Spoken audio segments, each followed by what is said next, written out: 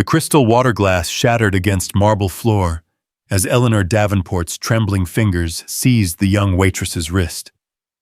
"Those eyes," the billionaire matriarch whispered, her voice breaking with 25 years of buried grief.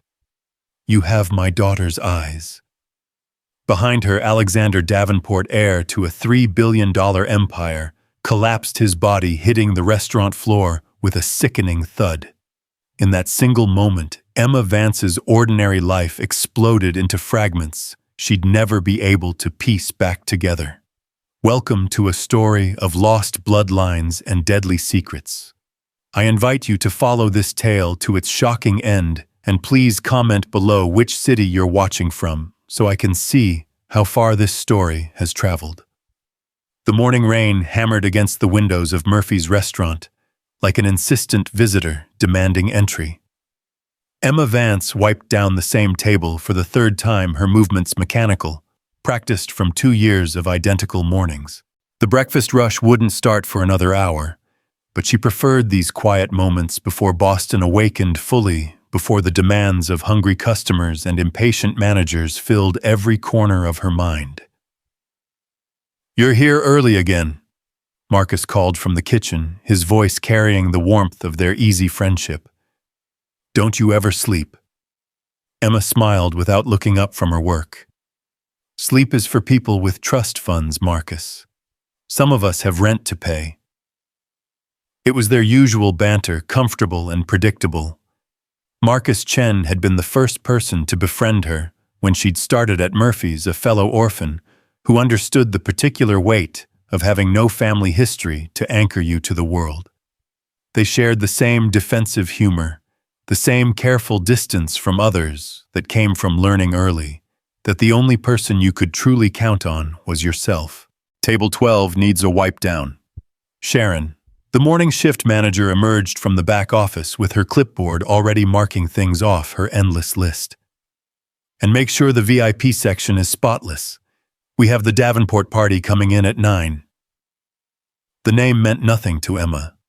Boston was full of wealthy families who occasionally graced Murphy's with their presence, drawn by some nostalgic memory of simpler times or the restaurant's reputation for the best eggs Benedict in the city.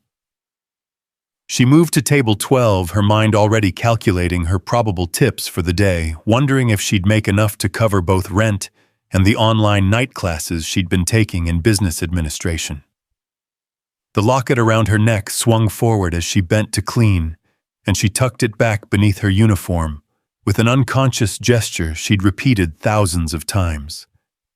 It was her only inheritance, her only connection to the mother who had died giving birth to her. The nurses at St.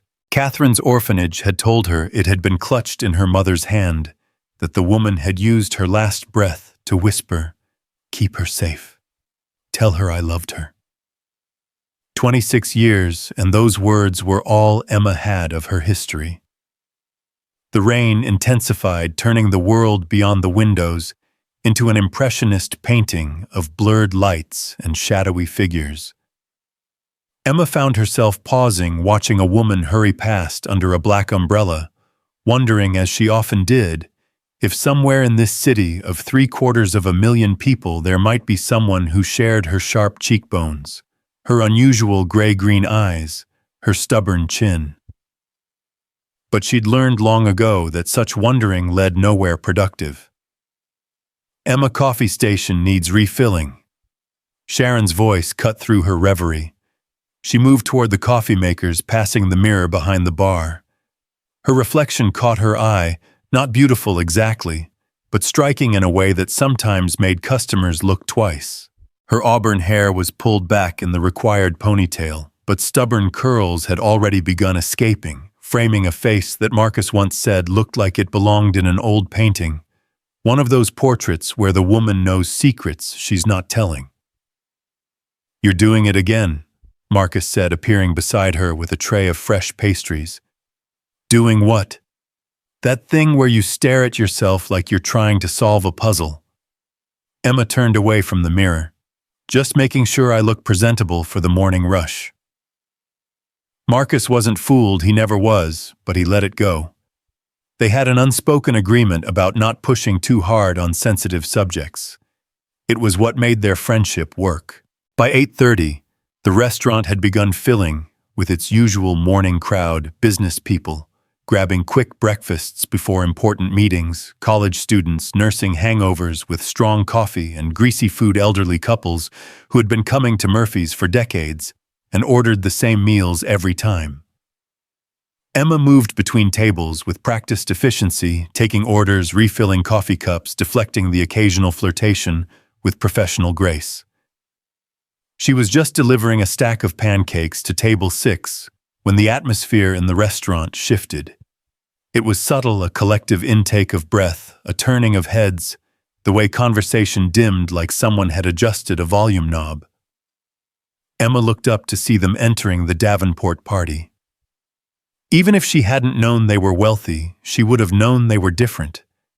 They moved through space as if it had been arranged specifically for their passage.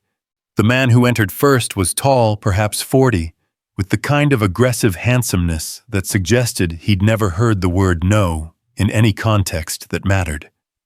His suit probably cost more than Emma made in 3 months, and he wore it with the casual indifference of someone for whom such expense was meaningless.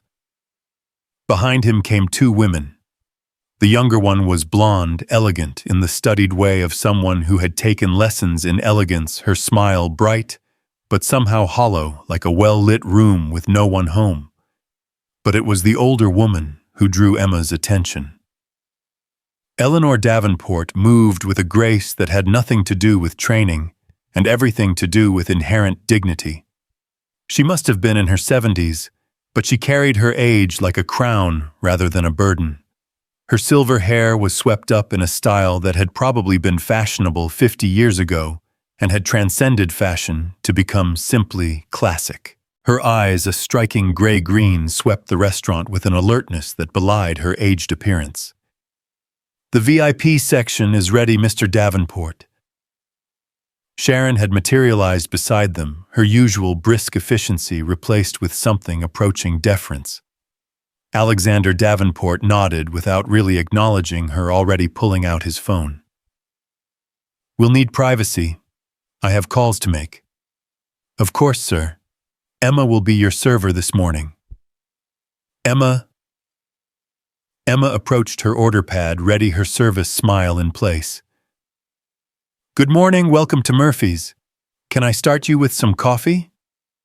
"Black for me," Alexander said without looking up from his phone.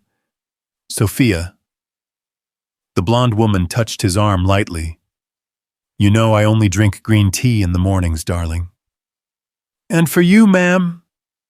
Emma turned to the older woman. Eleanor Davenport had been studying the menu, but at Emma's words she looked up. Their eyes met. The menu slipped from Eleanor's fingers. For a moment, that stretched like an eternity, the older woman stared at Emma with an expression of such naked shock that Emma instinctively stepped back. Eleanor's face had gone pale, her lips parting as if to speak, but no words emerged. "Mother." Alexander looked up from his phone, concern replacing his earlier distraction. "Are you all right?" Eleanor didn't answer. She continued staring at Emma, and now her eyes had filled with tears. One trembling hand rose toward her throat, where Emma noticed an antique locket remarkably similar to her own. "Mother, you're scaring everyone," Alexander said, rising from his chair. "Should I call Dr. Morrison?" "Your eyes," Eleanor whispered, and Emma realized with a start that the woman was speaking to her. "Dear God, your eyes." Emma touched her face self-consciously. "I'm sorry, ma'am, is something wrong?" Instead of answering, Eleanor reached out with surprising swiftness and caught Emma's wrist. Her grip was stronger than her age suggested, and her fingers were ice-cold against Emma's skin.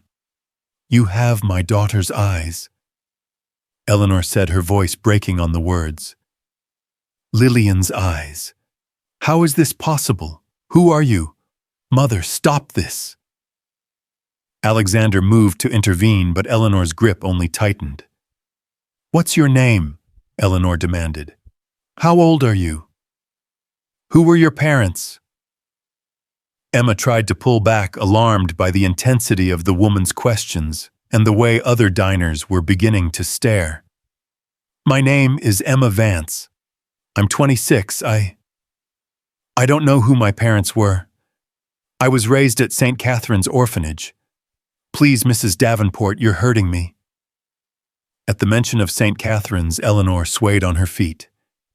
26 years, she breathed. She would have been. The timing. "Mother!" Alexander reached for Eleanor, but as he did, his eyes fell on Emma's face, really seeing her for the first time. The color drained from his complexion, as if someone had opened a valve and let all the blood flow out. "No," he said, the word barely audible. "It can't be." His phone clattered to the floor. His hands began to shake. "Alexander!" Sophia rose, reaching for him, but he stumbled backward, his eyes never leaving Emma's face. "She looks just like her," he said to his mother. "God help us, she looks exactly like Lillian did at that age." The restaurant seemed to spin tapu around Emma. She finally succeeded in pulling her wrist free from Eleanor's grip, but the older woman caught her again, this time gripping both of Emma's hands in hers. "The locket," Eleanor said urgently. "You're wearing a locket. May I see it?" Emma's hand flew protectively to her throat. "It was my mother's. It's all I have of her. Please." Eleanor's voice broke completely now, tears streaming down her carefully made-up face. "Please, I need to see it." With shaking fingers, Emma pulled the locket from beneath her uniform. It was silver, tarnished with age, with an intricate pattern of roses etched into its surface. Eleanor made a sound that was half sob, half laugh. "Open it," she whispered. Emma had tried many times over the years, but the locket had been sealed shut, possibly damaged. "It doesn't open. It's been broken since—" Eleanor pulled an identical locket from around her own neck, holding it up beside Emma's. They were perfect matches down to the tiny chip on the left side where the silver had been damaged. "These were made as a pair," Eleanor said. "For my daughter and me. She wore hers the day she disappeared." Behind them, Alexander made a strangled sound. His knees buckled and he collapsed, his body hitting the floor with a crash that sent plates sliding off nearby tables. "Alexander!" Sophia screamed, dropping beside him. The restaurant erupted into chaos. Someone called 911. Sharon rushed over with water. Other diners crowded around, trying to help or simply trying to see what was happening. But Eleanor never moved, never looked away from Emma's face. 25 years I've searched," she said, her voice steady now despite her tears. 25 years of private investigators, of false leads, of hopes raised and shattered. My Lillian vanished when she was 21, just graduated from Harvard, her whole life ahead of her. The police said she ran away, that young people sometimes need to find themselves. But I knew. A mother knows. Something terrible happened to her. Emma's legs felt weak. "Mrs. Davenport, I think there's been a mistake. I'm nobody. I'm just a waitress." "When were you born?" Eleanor asked urgently. "What exact date?" "March 15th, 1999. Eleanor closed her eyes. 9 months. She disappeared in June of 1998 and you were born 9 months later. Her eyes opened again, boring into Emma's with an intensity that was almost painful. "You're my granddaughter. You have to be." The paramedics arrived, then pushing through the crowd to reach Alexander. He was conscious, but disoriented, his pulse racing dangerously. As they prepared to transport him, he grabbed one of the paramedics' arms. "The girl," he said weakly. "Don't let her leave. We need DNA test. Need to know for sure." Eleanor finally released Emma's hands to follow her son to the ambulance, but before she left, she pressed something into Emma's palm, a business card with gold embossing. "Please," she said, "come to the estate this afternoon. We need to talk. There's so much you don't know, so much I need to tell you. If you're Lillian's daughter, if you're my granddaughter, then you're in danger. The same danger that took my daughter from me." She hurried after the paramedics, leaving Emma standing in the middle of the chaos, the business card trembling in her hand. Sophia paused on her way out, her perfectly painted lips curving into something that wasn't quite a smile. "How convenient," she said, her voice low enough that only Emma could hear. "A long-lost heir appearing just when the old woman's health is failing and the inheritance is about to be settled. I hope you have a very good lawyer, Miss Vance. You're going to need one." Then she was gone, leaving Emma alone in a restaurant full of staring strangers, her ordinary life shattered into pieces she couldn't begin to understand. Marcus appeared at her elbow, his face full of concern. "Emma, what just happened? Are you okay?" Emma looked down at the business card in her hand. Eleanor Davenport, the Davenport Estate 1, Beacon Hill, Boston. "I don't know," she said honestly. "I really don't know." Sharon bustled over, her face flushed with excitement and annoyance in equal measure. "Emma, what on earth was that about? You can't just upset our VIP customers like that." "She didn't do anything," Marcus said defensively. "They approached her." "Well, regardless, this has caused quite a disruption. Emma, take the rest of the day off. Unpaid, of course. We need to let things settle down." Emma nodded numbly, untying her apron. She needed time to think anyway, to process what had just happened. As she gathered her things from the break room, her mind raced through the possibilities. Could it be true? Could she really be related to one of Boston's wealthiest families? Or was this some kind of elaborate mistake, a coincidence that would be cleared up with a simple DNA test? She thought about the woman who had died giving birth to her, the mother she'd never known. The orphanage had no records of her beyond a first name, Sarah, and the fact that she'd arrived at the emergency room already in labor, with no identification except the locket. She'd died of complications shortly after Emma's birth, leaving behind only questions. Could Sarah have been Lillian Davenport? And if so, why had she been alone pregnant, using a false name? Emma's phone buzzed with a text from an unknown number. "This is Eleanor Davenport. Please come. 2 p.m. It's important. There are things about your mother's death you need to know, her mother's death, not Sarah's death." Eleanor was already certain. Emma stood in the break room, staring at her reflection in the small mirror above the sink. For the first time, she wondered if the face staring back at her belonged to someone with a history, a family, a name that meant something in this city. Outside, the rain had stopped, but the sky remained gray and threatening. Emma pulled on her jacket and stepped out onto the street, the business card still clutched in her hand. She had 4 hours to decide whether to go to the Davenport estate, 4 hours to decide if she wanted to know the truth about who she really was. As she walked toward the subway station, she didn't notice the man in the dark coat, who had been sitting in the corner of the restaurant, who had watched the entire scene with intense interest. He pulled out his phone as he followed her at a discreet distance. "It's her," he said quietly. "After 25 years, we've found Lillian's daughter. Yes, I'm certain. She looks exactly like her mother did." A pause. "No, the Davenports don't know the whole truth yet. But they will soon. We need to act quickly." He ended the call and quickened his pace, keeping Emma in sight as she descended into the subway station, unaware that her life was about to become far more dangerous than she could imagine. The train arrived with a screech of brakes and a wash of stale air. Emma found a seat by the window, watching her reflection in the dark glass as the train plunged into the tunnel. She touched the locket at her throat, wondering if somewhere in its sealed interior lay the answers she'd sought her entire life. Her phone buzzed again.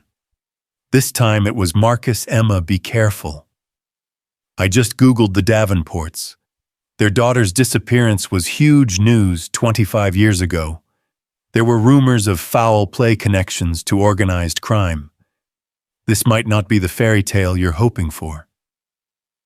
Emma stared at the message, a chill running down her spine. She'd wanted to know who she was, where she came from. But what if the truth was darker than the mystery? The train emerged from the tunnel into weak sunlight, and Emma made her decision. She would go to the Davenport estate. She would take the DNA test. She would learn the truth about her mother, whatever that truth might be. She didn't know that at that very moment, in a penthouse office across the city, a man was looking at a photograph taken that morning in Murphy's restaurant. A photograph of a young woman who looked remarkably like someone he'd thought he'd successfully eliminated 25 years ago. Find out everything about her, he told his assistant. Where she lives, where she works, who her friends are. Everything. What do you want me to do once I have the information? The man was quiet for a long moment, staring at the photograph. That depends on what the DNA test reveals. If she's really Lillian Davenport's daughter, then we have a problem. A 25-year-old problem that should have been buried with her mother. He set the photograph on his desk next to a newspaper clipping from 1998 Harvard graduate, Lillian Davenport. Missing foul play suspected. But problems, he said quietly, can be solved. They just require the right approach. Emma's apartment was a tiny studio in Alston 5 floors up with no elevator and a radiator that clanged like a ghost in chains. She climbed the stairs slowly, her mind still reeling from the morning's events. Mrs. Chen from 4B was in the hallway wrestling with her door lock as usual. Emma, you're home early. Are you sick? Just a short shift today, Mrs. Chen. Emma managed to smile. The elderly woman had been trying to set her up with her nephew for 2 years, now convinced that what Emma needed was a nice Chinese boy with a steady job in accounting. You look pale. I'll bring you some soup later. That's kind of you, but I'm fine, really. Emma finally reached her door, fumbling with her keys. The apartment beyond was exactly as she'd left it that morning. Sparse, clean, impersonal. She'd lived here for 2 years, but had never quite managed to make it feel like home. There were no family photos on the walls because she had no family. No inherited furniture because she'd inherited nothing except the locket. Everything she owned she'd bought second-hand or from IKEA, assembled herself with the little toolkit she'd gotten from the dollar store. She sat on her narrow bed and pulled out the business card Eleanor had given her. The paper was thick, expensive, the kind that whispered rather than crinkled. 1 Beacon Hill. She knew the neighborhood, of course, everyone in Boston did. It was old money Brahmin Boston, the kind of place where houses sold for 8 figures and had been in the same families for generations. Her laptop was ancient, held together with duct tape and hope, but it worked well enough for her online classes.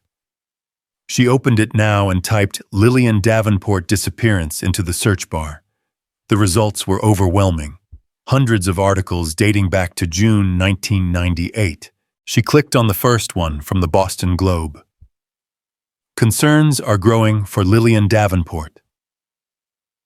21. Daughter of real estate mogul William Davenport and philanthropist Eleanor Davenport, who has been missing for 3 days. The recent Harvard graduate was last seen leaving a charity gala at the Four Seasons Hotel on Friday evening. Her car was found abandoned on Storrow Drive, but there has been no sign of Miss Davenport herself.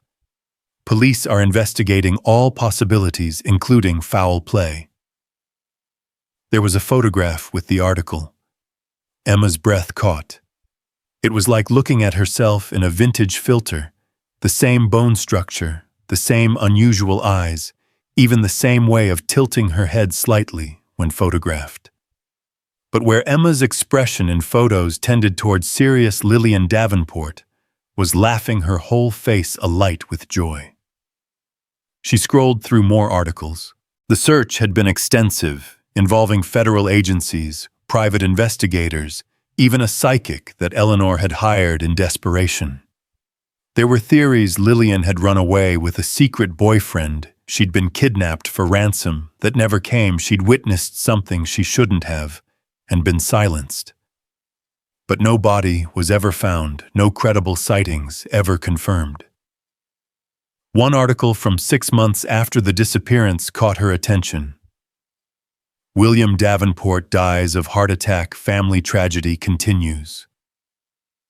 The stress of his daughter's disappearance had killed him, the article implied. He'd spent every waking moment and millions of dollars searching for Lillian, and the strain had been too much for his heart. Alexander, then only 15, had been forced to take on responsibilities far beyond his years, while Eleanor had retreated into a grief so profound that she'd been hospitalized for several months. Emma closed the laptop, overwhelmed. If she really was Lillian's daughter, then she was stepping into a tragedy that had destroyed an entire family. And according to Eleanor, the danger that had taken Lillian might still be out there waiting. Her phone rang, startling her. Unknown number. "Hello, Miss Vance." The voice was male, professionally warm. "My name is James Hartley. I'm the Davenport family attorney. Mrs. Davenport asked me to call and make sure you have everything you need for this afternoon's meeting." Yes, I think so." "Excellent. I should inform you that Mrs. Davenport has arranged for a private car to pick you up at 1:30, if that's acceptable. She thought you might be more comfortable than taking public transportation." Emma almost laughed. She'd been planning to take the subway and walk the last 10 blocks. "That's very kind. Also, Miss Vance, I want to assure you that regardless of what the DNA test reveals, you're under no obligation to the family. This isn't about money or inheritance. Mrs. Davenport simply needs to know the truth. She's waited 25 years. "I understand. One more thing. It would be advisable not to discuss this with anyone until we have confirmation. The press would have a field day with this story, and I'm sure you value your privacy." After he hung up, Emma sat in her tiny apartment looking around at her modest life. If the DNA test was positive, everything would change. But did she want it to? She'd built this life herself, small as it was.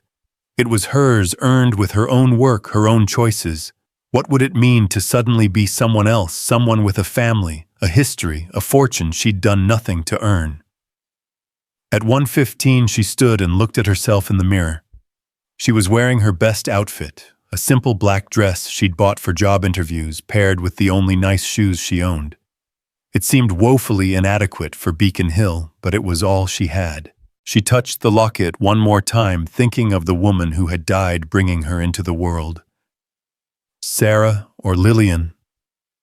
Whoever you were, she thought, I hope I'm doing the right thing. The car that arrived was a black Mercedes, so pristine it looked like it had just rolled off the assembly line. The driver was an older man in a crisp uniform who opened the door for her with a slight bow. "Miss Vance, I'm Thomas. I've been with the Davenport family for 30 years. As they drove through Boston's crowded streets, Thomas kept glancing at her in the rearview mirror. Finally, he spoke. "Forgive me for saying so, miss, but you look remarkably like her. Like Miss Lillian. I was her driver sometimes when she was home from college. Bright girl. Kind. She always remembered to ask about my family, remembered my children's names." His voice grew thick. "It broke Mrs. Eleanor's heart when she disappeared. Broke all our hearts.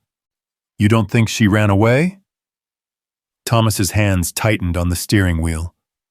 "Never. Miss Lillian loved her family, loved her life. She had plans, was going to join the family business, then run for office someday. She wanted to make a difference. Whatever happened to her, she didn't choose it. They turned onto Beacon Hill, the streets narrowing, the buildings growing grander. The Davenport estate stood behind a wrought iron fence, a federal-style mansion that had probably been there since the 1800s. It was beautiful but intimidating, all red brick and black shutters and windows that seemed to watch Emma's approach. Thomas pulled into the circular driveway and came around to open her door. "Mrs. Eleanor is waiting in the library. Through the main door, second room on your right." Emma climbed the front steps on unsteady legs. The door opened before she could knock, revealing a middle-aged woman in a housekeeper's uniform whose eyes widened at the sight of her. "Dear Lord," the woman breathed. "It's like seeing a ghost." "I'm Emma Vance. I'm expected—" Yes, of course, come in. I'm Martha. I've been with the family since before Miss Lillian was born." She dabbed at her eyes with her apron. "This way, dear."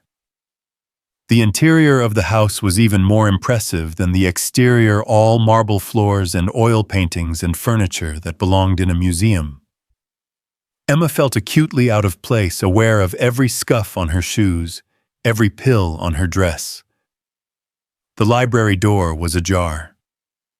Eleanor Davenport stood by the window looking out at a garden that was still beautiful despite the approaching winter. She'd changed from her restaurant outfit into a simple cashmere sweater and slacks, but she still carried herself like royalty. "Emma," she said, turning, "thank you for coming. How is your son Alexander?" "Resting. The doctors said it was a panic attack brought on by shock. He'll be fine." Eleanor gestured to a leather chair. "Please sit. Would you like some tea?" "No, thank you." Eleanor sat across from her, and for a moment they just looked at each other. Up close, Emma could see the fine lines around the older woman's eyes, the way her hands trembled slightly, despite her composed demeanor. "I owe you an explanation," Eleanor began. "About this morning, about Lillian, about why I'm so certain you're my granddaughter. The DNA test will confirm it one way or another." "Yes, but I don't need a test. I knew the moment I saw you. You don't just look like her, you have her mannerisms, the way she tilted her head when she was listening, the way she touched her throat when she was nervous, just as you're doing now." Emma dropped her hand, unaware she'd been touching her locket again. "Tell me about your mother," Eleanor said. "The woman who died giving birth to you." "There's not much to tell. She arrived at the hospital in labor, no identification except for the locket. She said her name was Sarah. She died of complications shortly after I was born." "What kind of complications?" Emma had read her own medical files years ago, when she'd turned 18 and was finally allowed access. "Placental abruption leading to massive hemorrhaging. They couldn't stop the bleeding." Eleanor closed her eyes briefly. "Lillian had a condition, von Willebrand disease. It affects blood clotting. We always knew that if she ever got pregnant, it would be high risk. She would need specialized care. But if she was Lillian Davenport, why didn't she go to a better hospital? Why use a false name?" "That's what I've been trying to understand for 25 years. Eleanor stood and walked to a shelf, pulling down a photo album. This was Lillian. She opened the album, revealing page after page of photographs. Lillian as a baby, a toddler, a gangly teenager, a beautiful young woman. The progression was like watching Emma's own life in reverse, seeing herself at ages she'd never been photographed, because there'd been no one to hold the camera. "She was in love," Eleanor said quietly. "The spring before she disappeared. She wouldn't tell us who said it was complicated, that we wouldn't understand. I thought it was just young love, that she was being dramatic. I should have pushed harder, should have paid more attention." You think whoever she was involved with had something to do with her disappearance? Eleanor hesitated. I have my suspicions, but no proof. There was a man, Richard Sterling. He ran in the same social circles, came from a good family, but there was always something off about him. He was obsessed with Lillian, pursued her relentlessly, despite her rejections. After she disappeared, he was questioned by police but had an alibi. He was supposedly at a business conference in New York. Supposedly, alibis can be bought, Miss Vance, and Richard Sterling had the money to buy anything he wanted. Eleanor closed the album. 6 months after Lillian vanished, Sterling took over several of my husband's business holdings through what I can only describe as predatory tactics. He knew William was weakened by grief, distracted by the search for Lillian, and he struck like a vulture. It killed my husband as surely as if Sterling had put a gun to his head. The doorbell rang, interrupting them. Martha appeared in the doorway. Mr. Hartley is here with the medical team for the DNA test. The test itself was simple, a cheek swab that took less than a minute. The technician assured them they'd have results within 24 hours, though Eleanor had paid for rush processing. While we wait for the results, Hartley said, adjusting his glasses, I've taken the liberty of conducting some preliminary research. Miss Vance, the hospital where you were born, do you know if they kept any records of your mother beyond what was in your file? I've asked. They said everything they had was transferred to St. Catherine's when I was placed there. And St. Catherine's closed 5 years ago. The records were supposed to be digitized and transferred to the state, but there was a fire. Emma shrugged. A lot of records were lost. How convenient, Hartley murmured, making notes. Almost as if someone wanted to ensure certain information remained buried. Eleanor leaned forward. James, what are you suggesting? I'm suggesting that if someone went to the trouble of making Lillian disappear, they might also have gone to the trouble of erasing any trail she might have left, including records of a child. A chill ran through the room. Emma felt the weight of their gazes, Eleanor's hopeful, Hartley's calculating. There's something else, Eleanor said suddenly. She stood and walked to a painting on the wall, pressing something behind the frame. The painting swung open, revealing a safe. She entered a combination and pulled out a manila envelope yellowed with age. This arrived a week after Lillian disappeared, she said, handing it to Emma. Inside was a single sheet of paper with words cut from magazines like a ransom note from a movie. Stop looking or she dies. You never went to the police with this? Emma asked. We did. They said it could have been a hoax, someone taking advantage of our tragedy. But I always wondered, if we'd kept searching, would they have killed her? Did we fail her by giving up? You didn't give up, Emma said gently. You said you searched for years. Publicly, we stopped after 6 months. Privately, I never stopped. But I was careful, quiet about it. I was so afraid. Eleanor's voice broke. I was afraid she was alive somewhere, held captive, and that if I pushed too hard, they'd kill her. The room fell silent. Outside, the afternoon was fading into evening, the garden shadows growing long. Emma felt the weight of 25 years of grief, of questions without answers, of a mother's love that had never dimmed despite the passage of time. I should go, Emma said finally. This is a lot to process. Of course. Eleanor stood. But Emma, be careful. If you are Lillian's daughter, if someone hid you deliberately, there might be a reason they wouldn't want you found. As if on cue, Emma's phone buzzed. A text from an unknown number. Stop digging or history repeats itself. Eleanor saw Emma's face pale. What is it? Emma showed her the message. Eleanor's expression hardened in a way that suggested the society matron had steel beneath her silk. James, I want security on Miss Vance immediately. Mrs. Davenport, I don't need, Emma began. My daughter didn't think she needed protection either, Eleanor said sharply. I won't make the same mistake twice. Hartley was already on his phone making arrangements. Within minutes, he'd organized a security detail, a safer apartment, even a leave of absence from Murphy's that would be fully paid. This is too much, Emma protested. We don't even have the test results yet.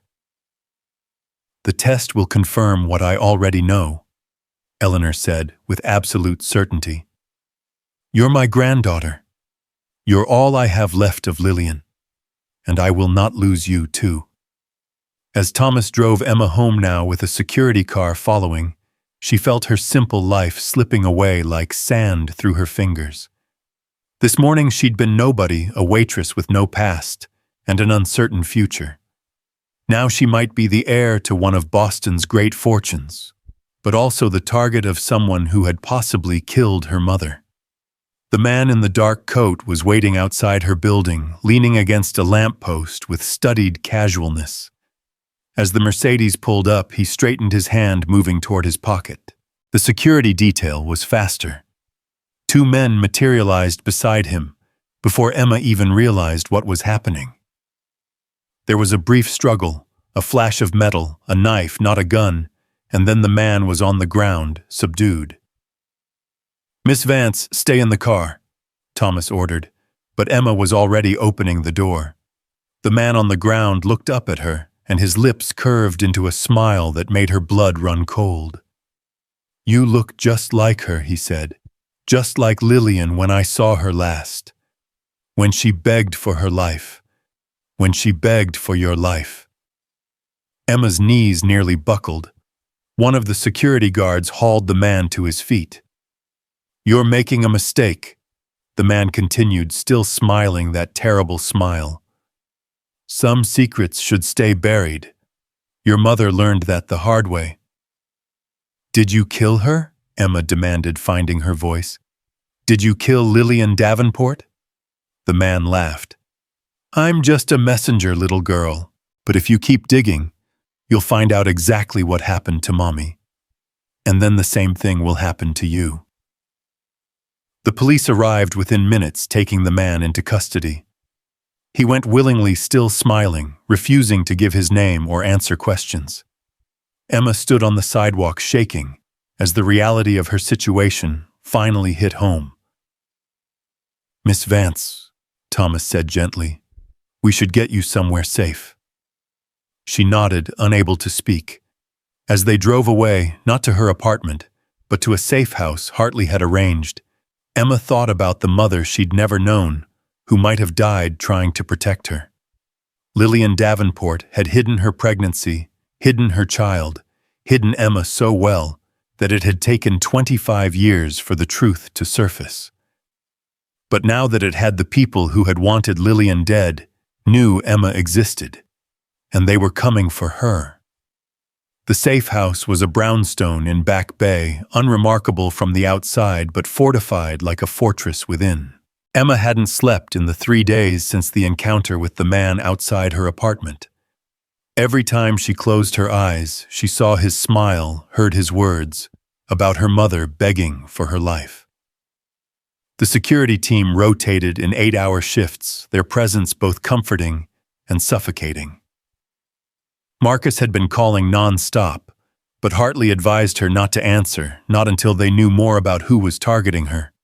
It killed her to ignore her only friend, but after what happened to the man with the knife, she couldn't risk bringing danger to his doorstep. The DNA results had come back positive with a 99.97% certainty. Emma Vance was indeed the biological granddaughter of Eleanor Davenport, daughter of the missing Lillian. The confirmation had sent Eleanor into tears of joy and grief combined, while Alexander had remained notably silent, processing the news with an expression Emma couldn't read. Now sitting in the living room of the safe house with Eleanor, Alexander, and Hartley, Emma felt the weight of their expectations. Sophia was conspicuously absent, which Alexander explained with tight lips as a scheduling conflict. The man who approached you, Hartley was saying, consulting his notes, has been identified as Vincent Morse. He's a known associate of several criminal organizations, but he's refusing to cooperate with police. His lawyer appeared within an hour of his arrest, a very expensive lawyer who typically represents much higher profile clients. Sterling, Eleanor said with certainty. It has to be Richard Sterling pulling the strings. We have no proof of that, Hartley cautioned. Sterling is now one of the most powerful men in Boston. We can't make accusations without evidence. Alexander finally spoke, his voice strained. Tell her about the money. Eleanor and Hartley exchanged glances. Emma looked between them, a knot forming in her stomach. What money? When Lillian disappeared. Eleanor began carefully. She had just gained access to her trust fund, $20 million that became available on her 21st birthday. The money vanished the same night she did. Emma's mind reeled. You think she took it and ran? No, Eleanor said firmly. The transfers were sophisticated, routed through offshore accounts in ways Lillian wouldn't have known how to do. Someone else took that money, someone with financial expertise. Or someone who forced her to transfer it, Alexander added darkly. Someone who then eliminated the only witness. The room fell silent as the implications sank in. Emma touched her locket unconsciously, thinking of the young woman in all those photographs, pregnant and alone, possibly running from someone who had already stolen everything from her. There's more, Hartley said, pulling out a laptop. I've been investigating the circumstances around your birth, Miss Vance. The hospital where you were born, St. Mary's, received a large anonymous donation just days after you were delivered. $500,000 with specific instructions that it be used to upgrade their emergency services. Blood money, Alexander said bitterly. Someone paying them to keep quiet. Or, Eleanor countered, Lillian herself trying to ensure the hospital would save her life and yours. She looked at Emma with tears in her eyes.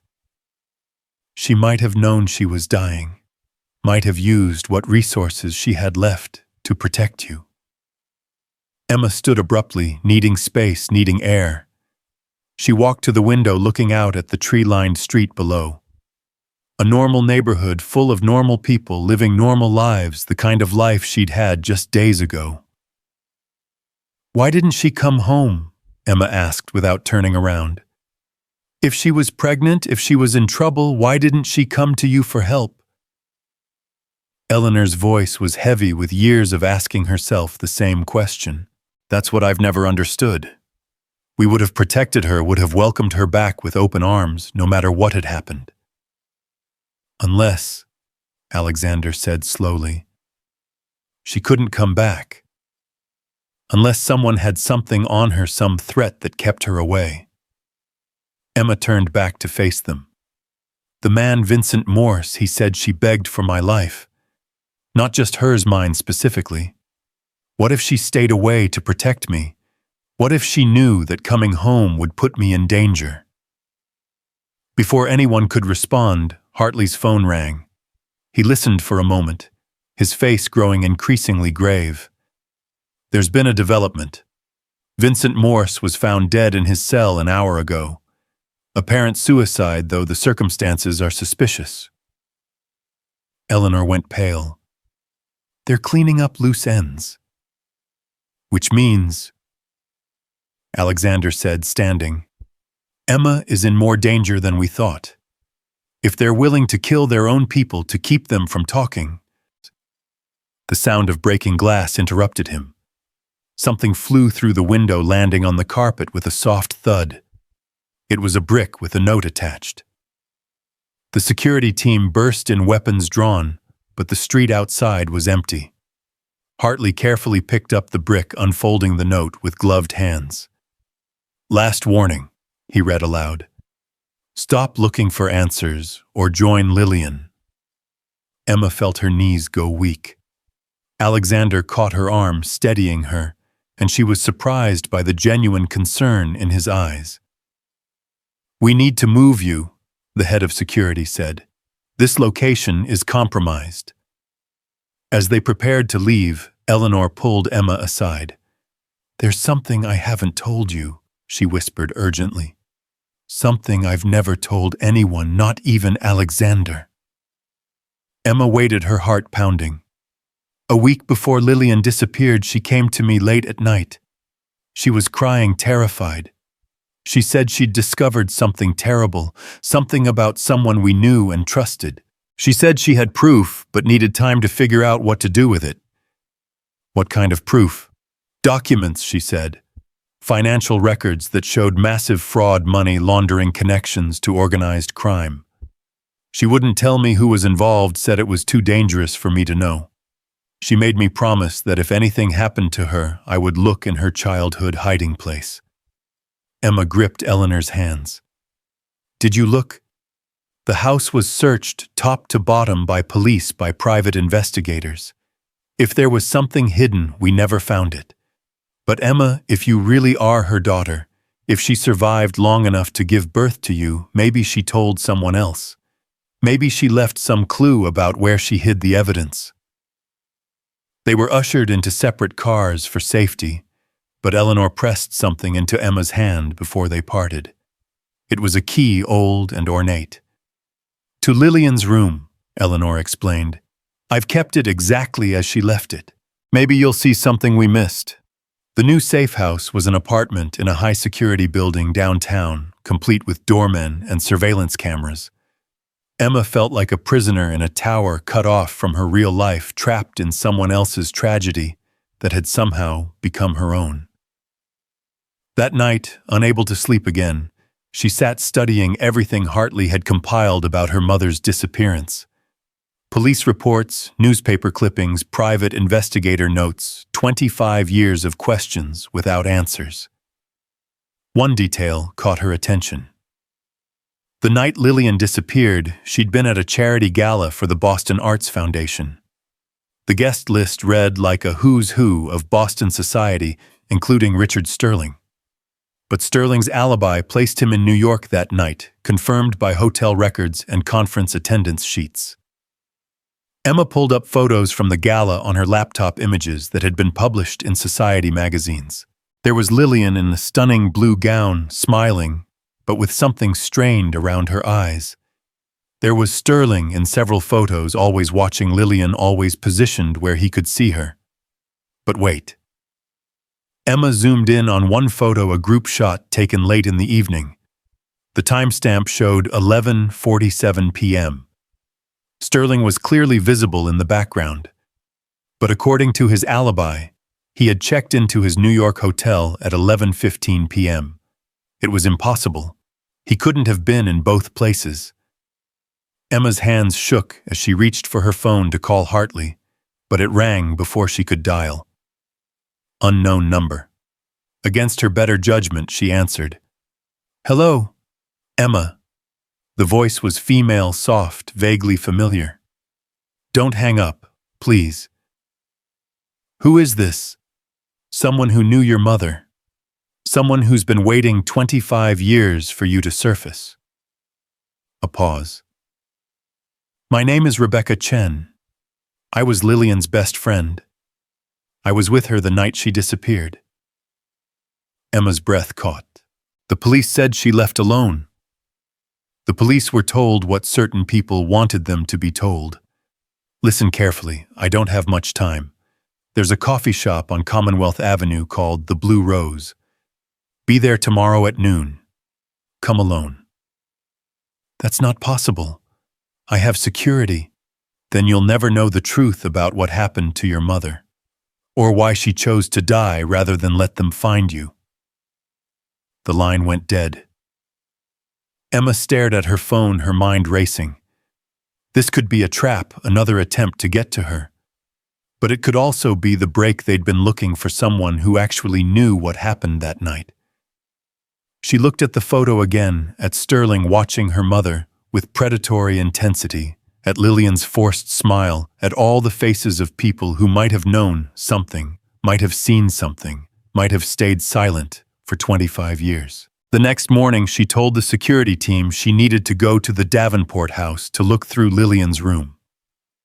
It wasn't entirely a lie. She did intend to go there, just with a detour first.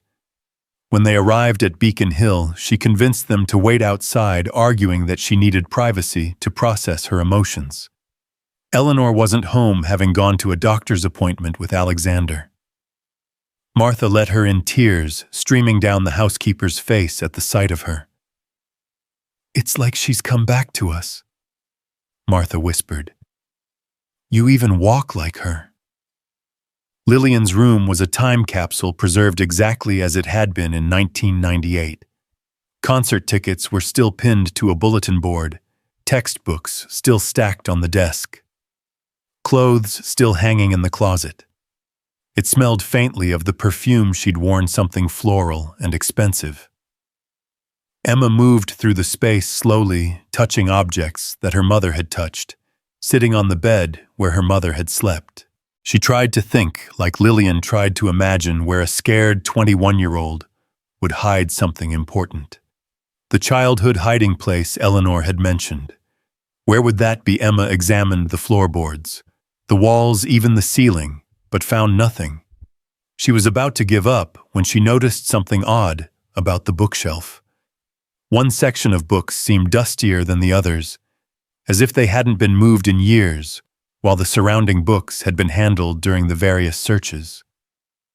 She pulled out the dusty books and found them strange children's picture books mixed in with college texts.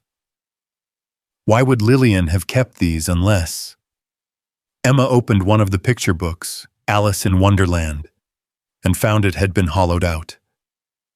Inside was a USB drive and a folded piece of paper.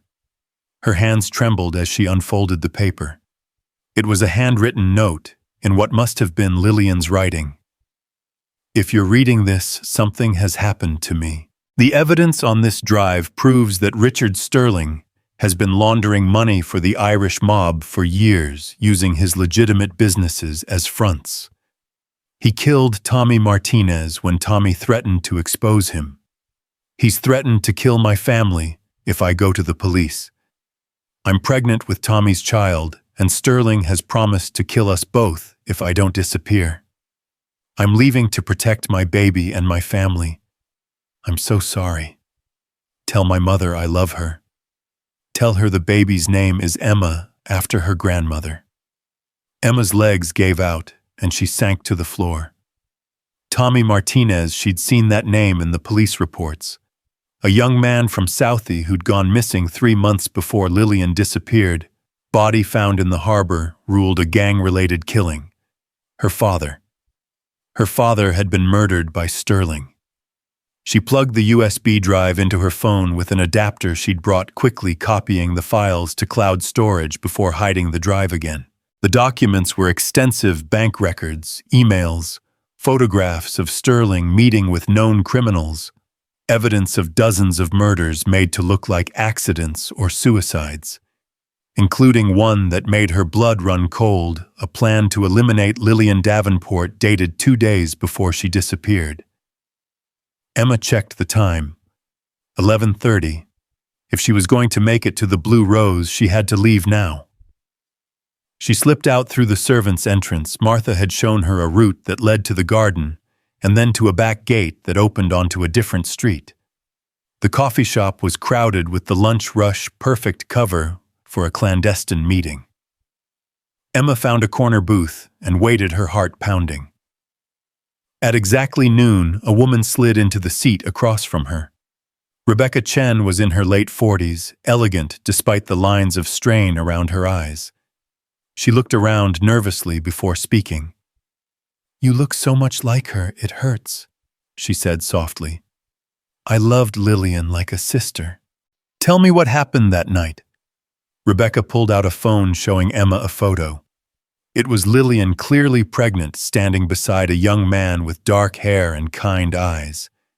They were both smiling, hands intertwined. "Tommy Martinez," Rebecca confirmed. They met at a community service event, fell in love despite coming from different worlds. They kept it secret because both families would have objected the Davenports. Because Tommy was working-class Tommy's family. Because the Davenports represented everything they resented about Boston's elite. But Sterling found out. Rebecca nodded. Sterling had been obsessed with Lillian for years, convinced she would eventually marry him and unite their families' fortunes. When he discovered she was pregnant with Tommy's child, he went insane. He had Tommy killed, made it look like gang violence.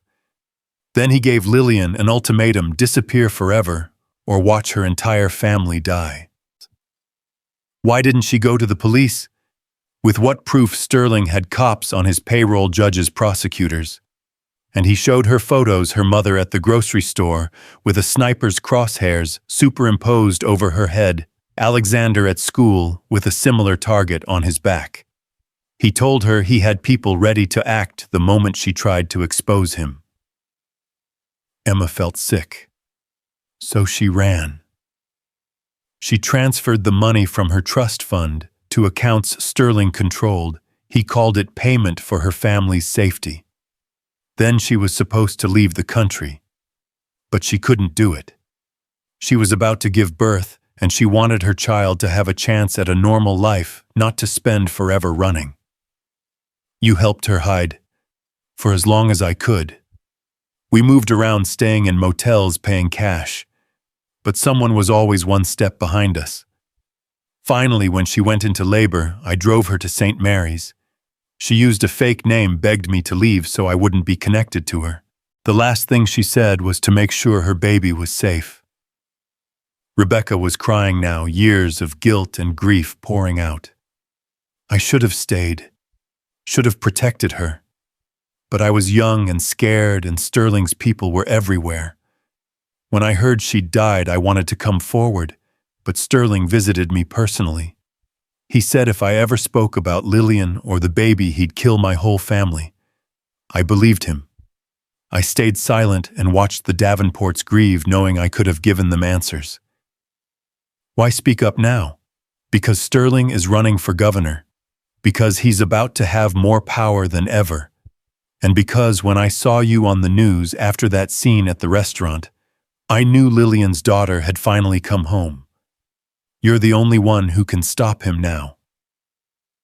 Emma pulled out her phone, showing Rebecca the photo from the gala. This proves Sterling's alibi was fake. Rebecca studied it, then pulled up something on her own phone. I have more. Videos I took that night trying to document Lillian's last public appearance in case something happened. Look. The video was grainy but clear enough. It showed Sterling cornering Lillian on a balcony, his hand gripping her arm hard enough to leave bruises. Audio was faint but audible. You think you can shame me by showing up here with that bastard in your belly? You're mine, Lillian. You've always been mine. I'll never be yours. You killed Tommy. You're a monster. Tommy was street trash who didn't deserve to breathe the same air as you. And unless you want your precious family to join him, you'll do exactly as I say. The video cut off as someone else stepped onto the balcony. Rebecca tucked her phone away, glancing around nervously again. There's something else, she said urgently. Lillian didn't just have documents about Sterling's crimes. She had something else, something Sterling desperately wanted. She never told me what, just said it was her insurance policy. She hid it somewhere in Boston, somewhere connected to your father. She said if anything happened to her, Emma would be the key to finding it.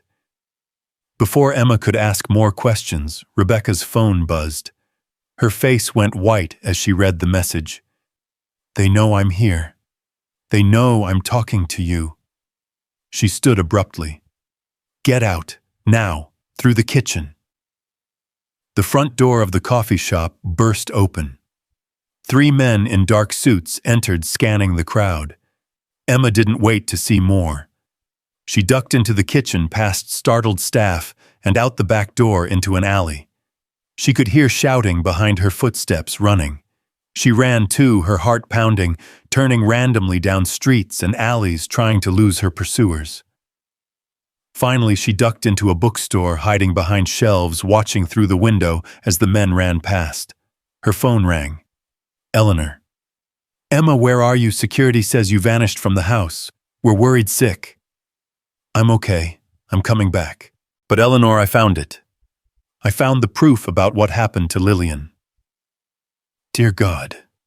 Where are you? We'll send security. No. I think Sterling has people watching all of us. I need to get back on my own. And Eleanor, call the FBI, not local police FBI. Tell them we have evidence of murder, money laundering, and organized crime connections. Tell them Richard Sterling killed my parents. She ended the call and carefully made her way out of the bookstore. The street seemed clear, but she couldn't shake the feeling of being watched. Every face could be an enemy. Every car could be carrying Sterling's people. She had just turned onto Boylston Street when a black SUV pulled up beside her. The window rolled down, and she found herself looking at Richard Sterling himself. He was in his 60s now, still handsome, in a cold, sharp way, with silver hair and eyes like winter ice. His smile was the same one Vincent Morse had worn, predatory, confident, cruel. Emma, he said pleasantly, as if they were old friends. Or should I say Lillian's daughter? You're even more beautiful than she was. Get in the car. I'll scream. And I'll have your grandmother Eleanor shot in her bed tonight. I'll have Alexander's brake lines cut. I'll have your friend Marcus's apartment burned down with him inside. I have people everywhere, Emma. The only reason your family is still alive is because I've allowed it. Now get in the car. Emma looked around desperately, but the street was strangely empty. Sterling's doing, no doubt. She had no choice. She got in. The interior smelled of leather and expensive cologne. Sterling studied her as the driver pulled away from the curb. You have your father's stubborn chin, he observed. Tommy always was too stupid to know when he was beaten. It got him killed. Don't make the same mistake. You murdered him.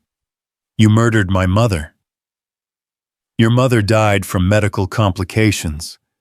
Very tragic, but hardly murder.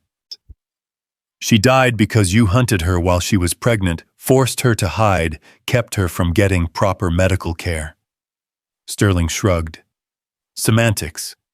The point is, she's gone and you're here. The question is, what we're going to do about that. The FBI will be looking for me. The FBI will find your body in the harbor, another tragic victim of random violence. Unless, of course, we can come to an arrangement. The car was heading toward the waterfront, toward the industrial area where bodies were occasionally found, victims of Boston's underworld. Emma's mind raced, looking for a way out. What kind of arrangement? The same one I offered your mother. Disappear. Leave Boston, leave the country, never contact the Davenports again. I'll even give you money, say $5 million. Enough to live comfortably wherever you choose. And if I refuse, Sterling's pleasant mask slipped, revealing something monstrous underneath. Then you'll join your parents, and after an appropriate mourning period, I'll console the grieving Eleanor. I'll marry into the family I should have been part of all along. Alexander is weak, broken by years of guilt over his sister's disappearance. He'll be easy to control. The Davenport fortune will become mine as it always should have been. The car stopped at a warehouse near the water. Emma could see boats in the distance, could smell the salt and rot of the harbor. This was where her father had been found. This was where she would die if she didn't think of something fast. Sterling got out, gesturing for her to follow. His men flanked them, hands obviously armed beneath their jackets. The warehouse was empty except for plastic sheeting on the floor, the kind that wouldn't leave evidence. I really did love her, you know, Sterling said conversationally.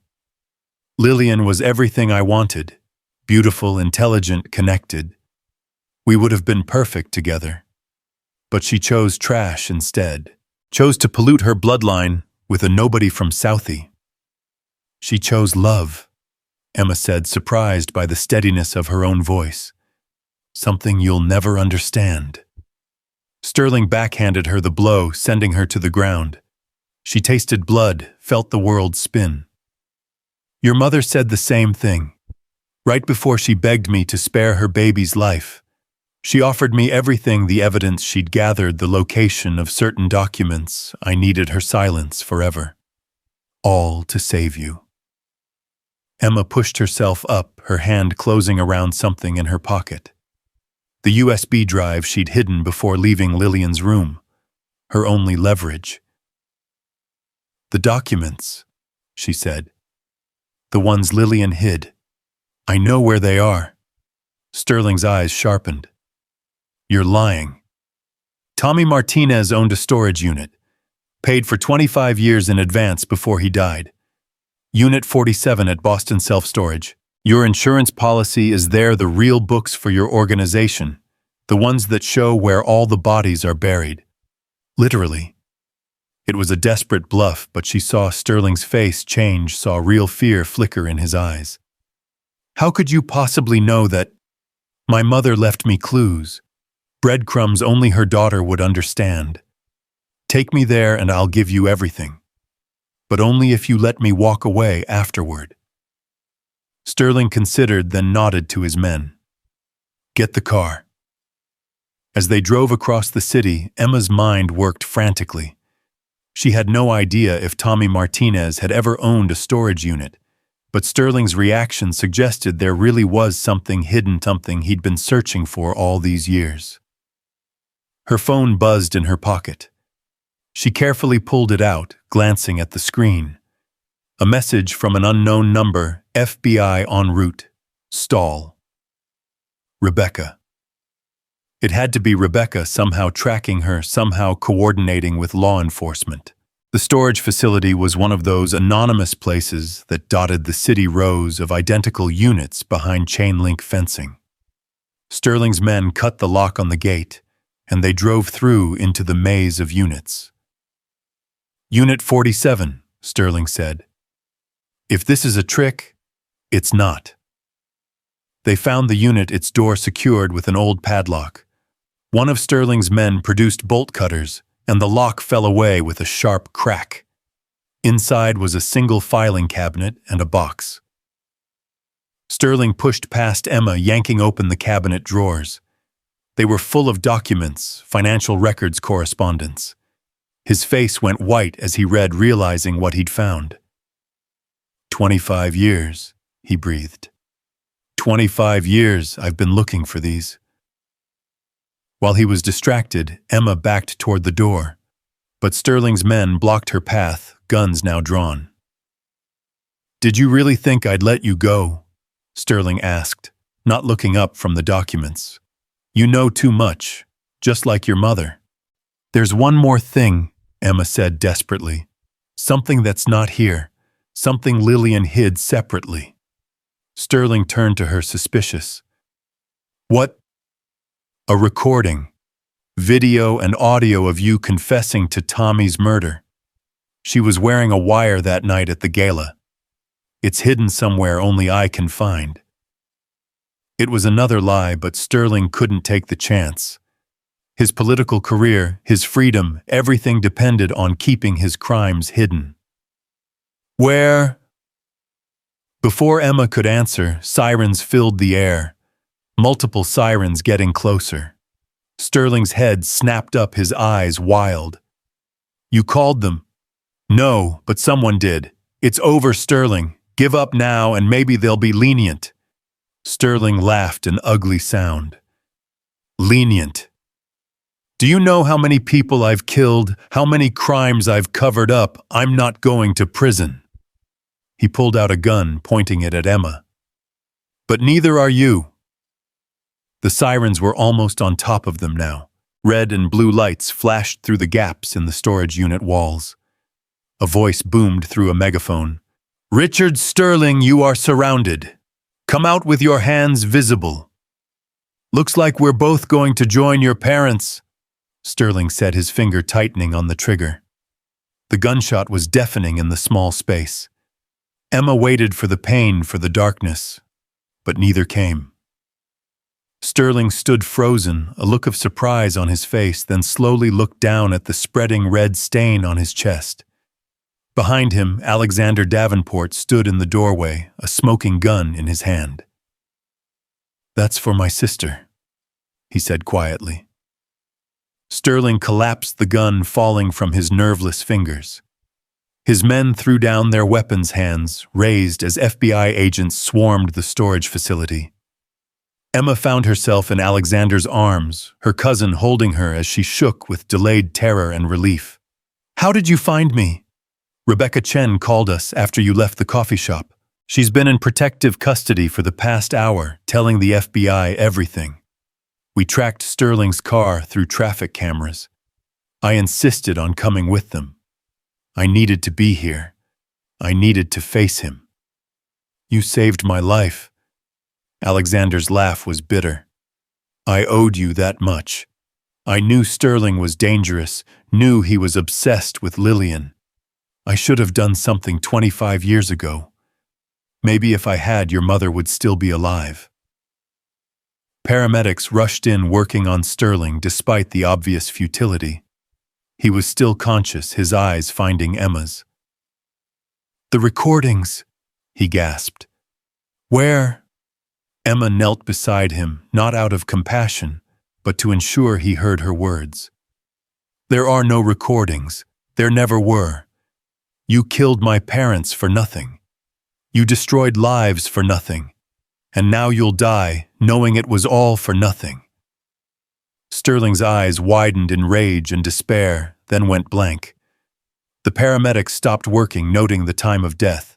As Emma was led out of the storage facility, she saw Eleanor and Martha waiting by the police cars, tears streaming down both their faces. Eleanor pulled her into a fierce embrace. "My brave girl," she whispered. "Lillian would be so proud." The FBI headquarters in Boston was a fortress of glass and steel, and Emma had been there for 6 hours, already recounting every detail of her encounter with Sterling. Special Agent Diana Foster, a woman with sharp eyes and graying hair, led the interrogation with a mixture of professional detachment and unexpected compassion. "The documents in the storage unit," Foster said, flipping through papers, "they're more extensive than we imagined. Sterling wasn't just laundering money, he was running an entire shadow organization. We've identified connections to at least 40 unsolved murders over the past 3 decades. Emma wrapped the blanket tighter around her shoulders, still feeling the cold of that warehouse despite the warm coffee someone had brought her. "Will you be able to prove it all?" "Thanks to your mother's evidence and Rebecca Chen's testimony, yes." Lillian was remarkably thorough. She documented everything: dates, times, amounts, names. It's like she knew she might not survive to testify herself. The door opened, and Alexander entered, his face haggard. He'd been in another room giving his own statement about shooting Sterling. Self-defense, the agents had already assured him, clear-cut, given the circumstances. "They're releasing us," he told Emma. "Mother's waiting outside. She wants you to come home with us." Home. The word felt foreign in Emma's mouth. She'd never had a real home, just a series of temporary spaces she'd inhabited. But the Davenport estate, with all its grandeur and history, didn't feel like home either. It felt like a museum to a life she'd never lived. "There's something else," Foster said, before they could leave. "We found human remains during our search of Sterling's properties. Several sets, but one in particular, a young woman buried in the basement of a property Sterling owned in Quincy. The timeline and physical evidence suggest it could be Lillian Davenport." The room seemed to tilt. Alexander grabbed the back of a chair, his knuckles white. "You found her," Emma whispered. "We'll need DNA confirmation, but yes, we believe so. She didn't die in childbirth, Miss Vance. The medical examiner's preliminary examination suggests she was murdered approximately 2 weeks after you were born. Emma's mind reeled. Her mother had survived the birth, had lived for 2 weeks afterward. 2 weeks when she could have held her daughter, could have. Did she suffer? Foster's expression softened. The evidence suggests it was quick. A single gunshot.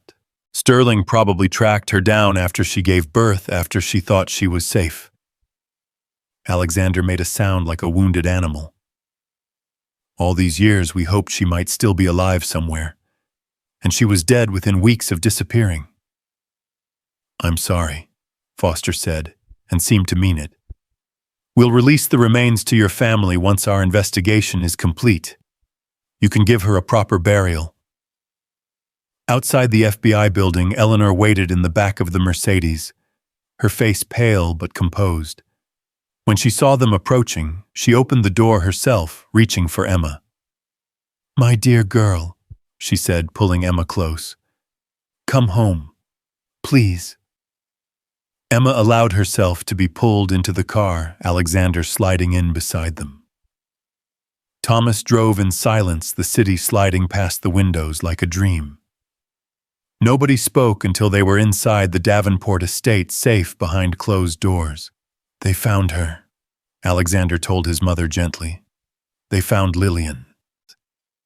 Eleanor's composure finally cracked. She sobbed, a quarter century of grief pouring out in waves. Emma held her, this grandmother she'd known for less than a week, feeling the weight of shared loss binding them together. At least we can bury her properly, Eleanor finally managed. At least we can bring her home. Martha appeared with tea and sandwiches nobody wanted to eat. The house felt different now, charged with the electricity of revelation and resolution. Sophia was notably absent. Alexander mentioned she'd gone to stay with her mother, needing space to process everything. She's leaving me, he admitted later when Eleanor had gone to rest. He and Emma sat in the library, the same room where this had all started just days ago. She says she can't handle the drama, the danger. She didn't sign up for this. I'm sorry. Alexander laughed bitterly. Don't be. We were never right for each other. I was just trying to be the man my father wanted me to be. Successful, married to the right kind of woman, producing heirs for the family fortune. But I'm tired of living for dead expectations. He poured himself a scotch, offered one to Emma, which she declined. You know what the ironic thing is? Father would have loved you. You're everything he wanted, in a Davenport, brave, clever, willing to fight for family. You're more his grandchild than I ever was his son. You saved my life, Emma reminded him. That was brave. That was 25 years of guilt finally finding a purpose. He took a long sip. I knew something was wrong that night. Lillian had asked me to cover for her, to tell our parents she was staying at Rebecca's if they asked. I was 15, thrilled that my perfect older sister needed my help for once. I should have told someone when she didn't come home. Should have raised the alarm sooner. You were a child. It wasn't your responsibility. But it became my responsibility. Every day since. He looked at her with eyes that were so like her mother's, like her own. You're her redemption, Emma. Her victory over Sterling. She kept you safe, kept you hidden, and now you've brought him down. She won. That night, Emma couldn't sleep in the guest room they'd prepared for her. The bed was too soft, the room too big, the silence too complete. She found herself wandering the house, ending up in Lillian's room again. This time she noticed things she'd missed before. The books on the shelf weren't random. They were all gifts inscribed with dates and messages. One from Tommy caught her eye. To my Lily who makes every day an adventure. Love always tea. There were movie ticket stubs in a drawer, all films Lillian had seen with Tommy, she realized. Action movies and comedies, nothing like the art films and classical concerts that filled her official social calendar. She'd lived a double life, one for her family's expectations and one for her heart. Emma found herself at the window looking out at the garden where her mother had once played. The moon was full, casting everything in silver light. She thought about Tommy Martinez, the father she'd never know, who'd died trying to expose corruption. She thought about Lillian, who'd spent her last days protecting a daughter she'd barely had time to hold. A soft knock interrupted her thoughts. Eleanor stood in the doorway, wrapped in a silk robe. "I couldn't sleep either," she admitted. "I keep thinking about her out there alone, giving birth under a false name. She must have been so frightened. Agent Foster said she lived for 2 weeks after I was born." Eleanor's eyes filled with tears. 2 weeks. She got to hold you to see you. That's something, at least. They sat together on Lillian's bed, surrounded by the artifacts of a life cut short. "I need to ask you something," Emma said carefully. "What happens now, I mean legally, financially?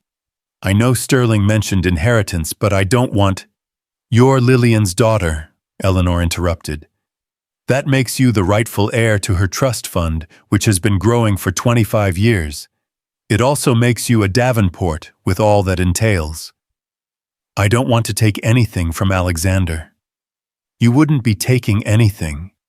There's more than enough for both of you. But Emma, it's not about the money. It's about family. You're all I have left of my daughter. You're my granddaughter. I want you in my life in whatever capacity you're comfortable with." Emma was quiet for a moment. "I don't know how to be a Davenport. I don't know how to be anything other than what I am, a waitress from Alston, who grew up in an orphanage." "Then be that," Eleanor said firmly. "Be exactly who you are. That's all Lillian would have wanted, for you to be free to be yourself, something she never quite managed." The next morning brought a circus of media attention. The story had broken overnight: the long-lost Davenport heir, the shooting of Richard Sterling, the revelation of decades of organized crime. Reporters camped outside the estate, their vans lining Beacon Hill like an invading army. Hartley arrived early with a team of public relations specialists, all of them eager to manage the narrative. Emma sat through their presentations about interview opportunities, book deals, movie rights, feeling increasingly overwhelmed. "Stop," she finally said, standing up. "Just stop. I don't want any of this." "Miss Vance," one of the PR people began, "you have to understand, this story is going to be told with or without your participation. Then it'll be without." She looked at Eleanor and Alexander. "I need some air. I need to think." She slipped out through the garden, using the same route she'd taken days ago. The reporters hadn't discovered the back gate yet, and she was able to make it to the street unnoticed. Without really planning it, she found herself on the subway, heading to Southie, to the neighborhood where Tommy Martinez had grown up. She didn't know what she was looking for, some connection to the father she'd never known maybe, or just escape from the suffocating attention at the estate. The address she'd found in the FBI files led her to a small house on a tree-lined street, well-maintained despite its age. An elderly woman was gardening in the front yard, her movements careful but determined. "Excuse me," Emma called out. "I'm looking for the Martinez family." The woman looked up and her face went white. "Dios mío," she breathed. "You have his eyes. Tommy's eyes." This was Tommy's mother, Emma realized. Her other grandmother, the one nobody had thought to tell about her existence. "I'm Emma," she said simply. "I know who you are. I saw the news." The woman, Maria Martinez, stood slowly, her hand pressed to her heart. 26 years. "I've wondered if Tommy had a child out there somewhere. He told me he was in love, told me she was pregnant, but then he died and she vanished, and I thought, may I come in? Maria's house was the opposite of the Davenport estate, small, crowded with photographs and memories, smelling of coffee and something baking. Every surface held family pictures, including dozens of Tommy at various ages. He was my youngest, Maria explained, setting out coffee and homemade cookies. My baby. When the police said he was killed in gang violence, I knew they were lying. Tommy never had anything to do with gangs. He was a good boy, worked at the community center, was studying nights to become a social worker. How did he meet my mother? Maria smiled sadly. At a fundraiser for the community center. Your mother, Lillian, she came with a group from Harvard, all of them doing their required volunteer hours. But she stayed after the others left. She kept coming back. She and Tommy, they fell in love over tutoring kids and serving meals at the shelter. She pulled out a photo album showing Emma pictures she'd never seen Lillian and Tommy together, laughing clearly in love. They looked so young, so happy, unaware of the tragedy approaching. I only met her twice, Maria continued. Tommy was so careful, so protective of her. He knew people wouldn't understand a Martinez and a Davenport, but he loved her with everything he had. When he told me she was pregnant, he was so happy. Said they were going to run away together, start fresh somewhere. Sterling couldn't find them. You knew about Sterling. Tommy told me everything near the end. He'd found evidence of Sterling's crimes while working at the community center. Sterling was using it to launder money, taking advantage of a place meant to help people. Tommy was going to expose him, but then... She trailed off, wiping her eyes. I'm so sorry. He would have been a wonderful father, Maria said firmly. He would have loved you so much. You would have been his whole world. They talked for hours, Maria sharing stories about Tommy, about the family Emma had never known existed. She had aunts, uncles, cousins, a whole Martinez clan that had mourned Tommy for 26 years. Will you come to dinner? Maria asked as the afternoon waned. The family would love to meet you. I'd like that. As Emma prepared to leave, Maria pressed something into her hand, a small silver cross on a chain. This was Tommy's, she said. He wore it every day. I want you to have it. Emma fastened it around her neck next to Lillian's locket. Two families, two histories finally united in her. When she returned to the Davenport estate that evening, she found chaos. Police cars were parked outside and Eleanor was in the library with Agent Foster and several other FBI agents. What's happened? Emma asked, alarmed. Vincent Morse, Foster explained. The man who threatened you, who supposedly killed himself in custody. We've discovered he was actually murdered. Someone in Sterling's organization is still active, still cleaning up loose ends. But Sterling's dead. Sterling was the head, but he had lieutenants, people who profited from his empire and don't want their involvement exposed. We've been going through his files and there are several names we can't account for, people in positions of power who were taking bribes, covering up crimes. Alexander entered, his face grim. They've arrested 3 city councilmen, 2 judges, and a deputy police commissioner. But Foster thinks there are more. Which means, Foster said carefully, you're still in danger, Miss Vance. Anyone who was involved with Sterling has reason to want you silenced. You're the living proof of his worst crime, the one that started all of this. Emma felt the weight of exhaustion settling over her. She'd thought it was over when Sterling died, but the web he'd woven was larger than just one man. So what do I do? Hide forever? We're offering witness protection, Foster said. New identity, new location, complete separation from your past. No. Eleanor's voice was firm. We just found her. I won't lose my granddaughter again. There might be another way, Foster continued. We make it public, completely public. Every detail, every document, every piece of evidence. Make it clear that killing you would accomplish nothing because the information is already out there. A press conference, Alexander said slowly. Full disclosure. Name names, reveal everything. It's risky, Foster warned. You'd be painting a target on your back. I already have one, Emma pointed out. At least this way we control the narrative. They spent the next 2 days preparing.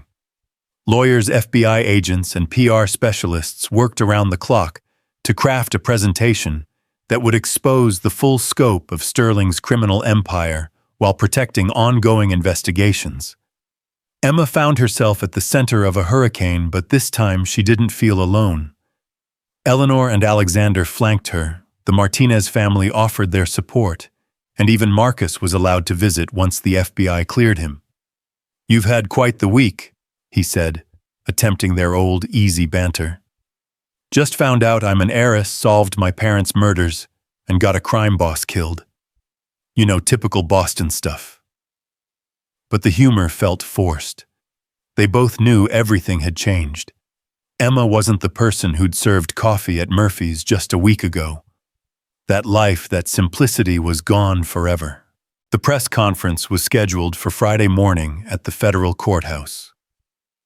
The night before, Emma couldn't sleep again. She stood in Lillian's room, her room now, Eleanor insisted, and looked at the 2 photographs she'd placed on the nightstand, one of Lillian and one of Tommy, her parents finally together, at least in image.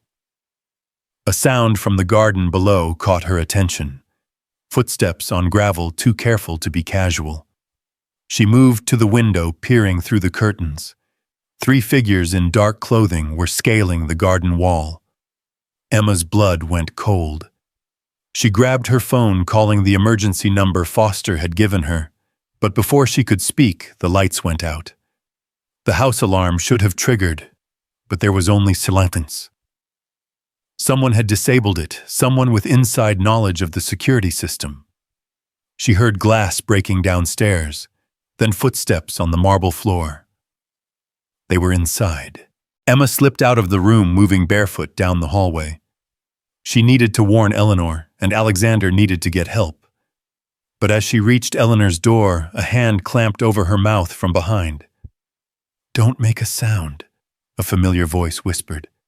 She was dragged backward into a room, the door closing silently behind them. In the darkness, she could just make out the face of her captor. It was Sophia, Alexander's wife. Ex-wife. Surprised? Sophia asked, no longer bothering to whisper. "You shouldn't be. Did you really think Sterling operated alone, that he could have built his empire without help from someone who understood high society, who could move in those circles without suspicion?" Emma tried to scream, but Sophia's hand was like iron over her mouth. "My family was bankrupt," Sophia continued conversationally. "Sterling saved us, gave us purpose, gave us power. In exchange, I was supposed to marry Alexander, gain access to the Davenport fortune from the inside. It was working perfectly until you showed up." The door opened, and 2 men entered, the same ones Emma had seen in the garden. "Is it done?" Sophia asked them. "The old lady and her son are secured. No witnesses." Emma's heart pounded. Eleanor and Alexander, were they hurt, Ted? Good. Sophia finally released Emma, shoving her toward the men. "Take her to the warehouse. Make it look like she ran, couldn't handle the pressure. Left a suicide note confessing that she made it all up for attention." "You won't get away with this," Emma managed. "The FBI knows everything. The FBI knows what Sterling did. They don't know about the rest of us, the ones who were smart enough to stay in the shadows. With you gone and Sterling dead, we can rebuild better than before." One of the men pulled out a syringe, and Emma recognized the setup. They were going to drug her, take her somewhere, stage her death, just like they'd probably done to her mother. But Emma wasn't the frightened waitress from a week ago. She was Lillian Davenport's daughter, Tommy Martinez's daughter, and she was done being a victim. She grabbed the lamp from the nearest table and swung it with all her strength, catching one man in the temple. He went down hard, the syringe flying from his hand. The second man lunged for her, but she rolled aside, screaming at the top of her lungs. "Fire, fire, help!" Foster had told her that people were more likely to respond to fire than to calls for help. Sure enough, she heard voices from neighboring houses, saw lights coming on. Sophia pulled out a gun, her perfectly composed mask finally cracking. "You stupid girl. You could have just disappeared quietly. Like my mother did." Emma backed toward the window. "She didn't run. You killed her. You were probably there, weren't you? Sterling's secret weapon, the society wife no one would suspect." "She was weak," Sophia spat. "Chose love over power, a nobody over an empire. Just like you're weak playing at being a Davenport when you're nothing but orphanage trash." The sound of sirens filled the air. The neighbors had called 911. Sophia's eyes darted toward the door, calculating her chances. "It's over," Emma said. "Even if you kill me, it's over. The truth is out there." "Not all of it." Sophia smiled coldly. "Not even close." She raised the gun, and Emma knew with terrible certainty that she was about to die in the same room where her mother had once slept, another Davenport woman destroyed by the greed and cruelty of those who wanted their fortune. The gunshot was impossibly loud, but once again Emma felt no pain. Sophia stood frozen, a look of shock on her face, then crumpled to the floor. Behind her, Martha stood in the doorway, Alexander's gun, the same one he'd used to kill Sterling, smoking in her weathered hands. "Nobody hurts my family," the elderly housekeeper said firmly. "Not again." The police burst through the door seconds later, weapons drawn, but Martha had already set the gun carefully on the antique dresser, her hands raised. Emma rushed to her, wrapping her arms around the woman who'd just saved her life. "Eleanor and Alexander," Emma said urgently to the officers. "They said they were secured. We're here." Eleanor's voice came from the hallway, weak but alive. She was leaning heavily on Alexander, both of them looking disheveled but unharmed. "They locked us in the wine cellar. Martha heard the commotion and let us out before coming up here." Agent Foster arrived within minutes, taking in the scene with professional efficiency. Sophia was still alive, the bullet having caught her shoulder rather than anything vital. As paramedics worked on her, she stared at Emma with undisguised hatred. "You have no idea what you've done," she hissed through gritted teeth. "The families involved, the power structures you're destroying. They won't let this stand."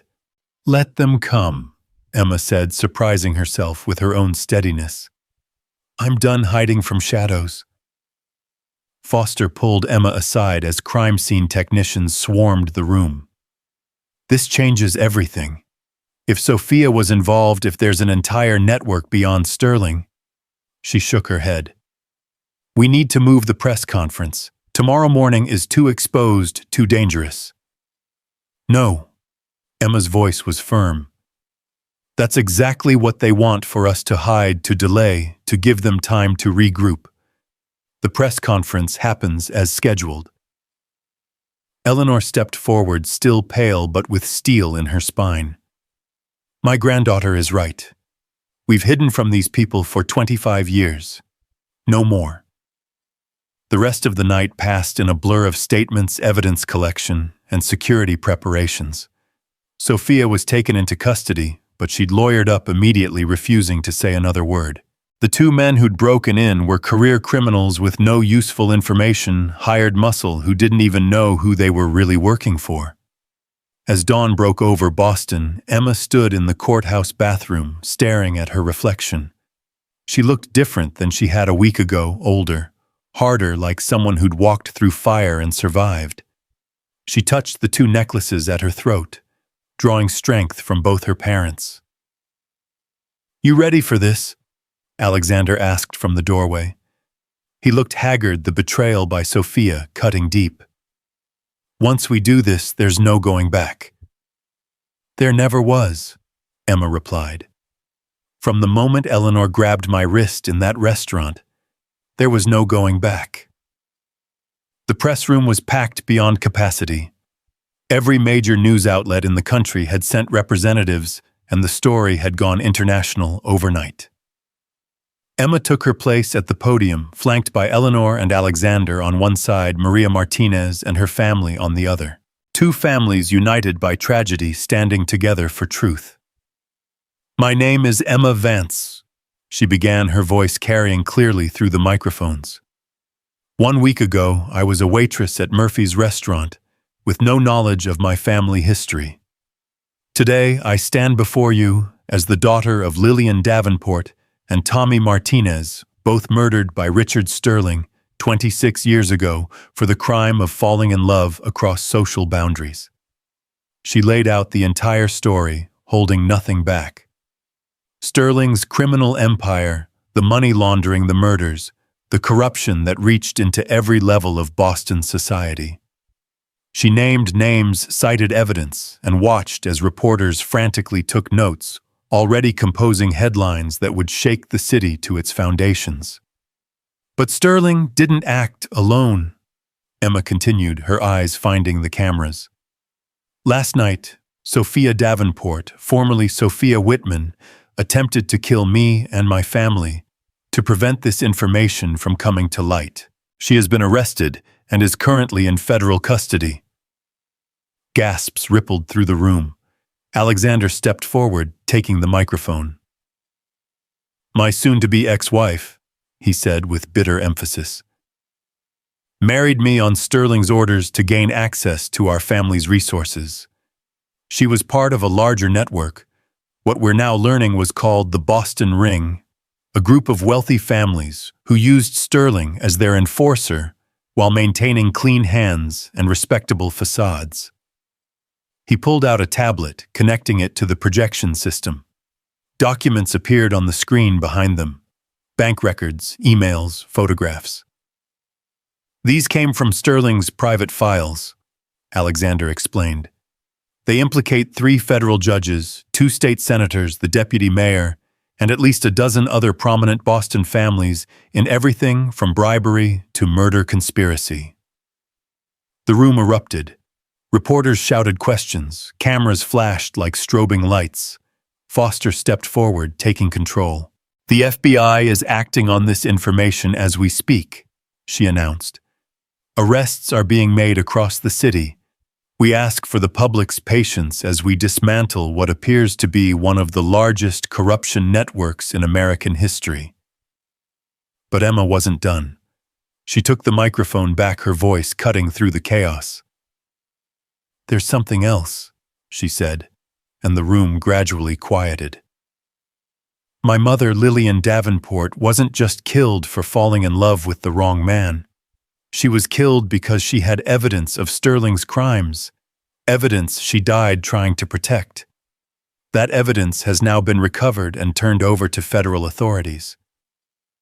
She paused, looking directly at one particular camera, the one broadcasting live nationally. "To anyone else out there who was part of this network, who benefited from Sterling's crimes, who helped cover up murders and destroy lives, we're coming for you. My mother and father died seeking justice. I won't stop until they have it." As she stepped back from the podium, a man in the back of the room stood up. He was older, distinguished-looking, with the kind of presence that commanded attention. "Miss Vance," he called out, his voice carrying despite the din. "Gregory Ashford, Channel 5 News. Are you prepared for the consequences of what you've just done? The families you've named have resources connections. They won't go quietly." Before Emma could respond, another voice rang out from the doorway. "No, they won't." Everyone turned to see a woman entering the room, elegant despite her age, with the kind of bone-deep authority that couldn't be learned. Emma recognized her from newspaper photos, Catherine Ashford, Gregory's mother and one of Boston's most powerful matriarchs. But they should. Catherine continued walking toward the podium with measured steps. For 25 years, I've kept silent about what I knew, what I suspected. I told myself it was to protect my family, my position. But watching this brave young woman risk everything for truth. She stopped in front of Emma, tears streaming down her carefully made-up face. I was at the gala the night Lillian disappeared. I saw Sterling corner her. I heard him threaten her. And I said nothing because he had information about my late husband's indiscretions that would have destroyed our family's reputation. The room was dead silent now, everyone hanging on her words. I'm here to testify, Catherine announced. To tell everything I know about Sterling's network, about the Boston ring, about the crimes we all turned blind eyes to because speaking up would have cost us our comfortable lives. Other voices began to speak up from the crowd, witnesses who'd been too frightened before victims who'd been silenced, people who'd carried terrible knowledge for years. The press conference transformed into something else entirely, a moment of collective unburdening of truth finally breaking free from decades of enforced silence. Foster moved quickly, directing her agents to take statements to protect witnesses. Emma found herself at the center of a storm of revelation, but this time she wasn't afraid. This was what her mother had died trying to accomplish, the complete exposure of the corruption that had poisoned Boston's elite. Hours later, when the crowd had finally dispersed and the immediate chaos had settled, Emma sat in a secure room with Eleanor Alexander and Maria Martinez. They were all exhausted, running on adrenaline and determination. 57 arrests so far, Foster reported, entering with a tablet full of updates, including the deputy mayor and a federal judge. Sophia Whitman is cooperating in exchange for a reduced sentence. She's given us names, dates enough to keep us busy for months. Any threats? Eleanor asked, her arm protectively around Emma. Surprisingly, no. I think the scope of the revelations has shocked even the guilty parties into paralysis. They're too busy trying to destroy evidence and hire lawyers to plan retaliation. Emma's phone buzzed with a text from Marcus. Watching the news. You're incredible. Also terrifying. Mostly incredible. She smiled, the first genuine smile she'd managed in days. Maybe when this was all over, she could salvage something of her old life, her old friendships. There's one more thing, Foster said, her expression softening. We've completed the examination of Lillian's remains. She can be released for burial whenever you're ready. Eleanor made a sound somewhere between a sob and a sigh. 25 years of wondering, of hoping, and now... She looked at Emma. We'll bury her next to her father. She would have wanted that. Actually, Maria Martinez spoke up quietly.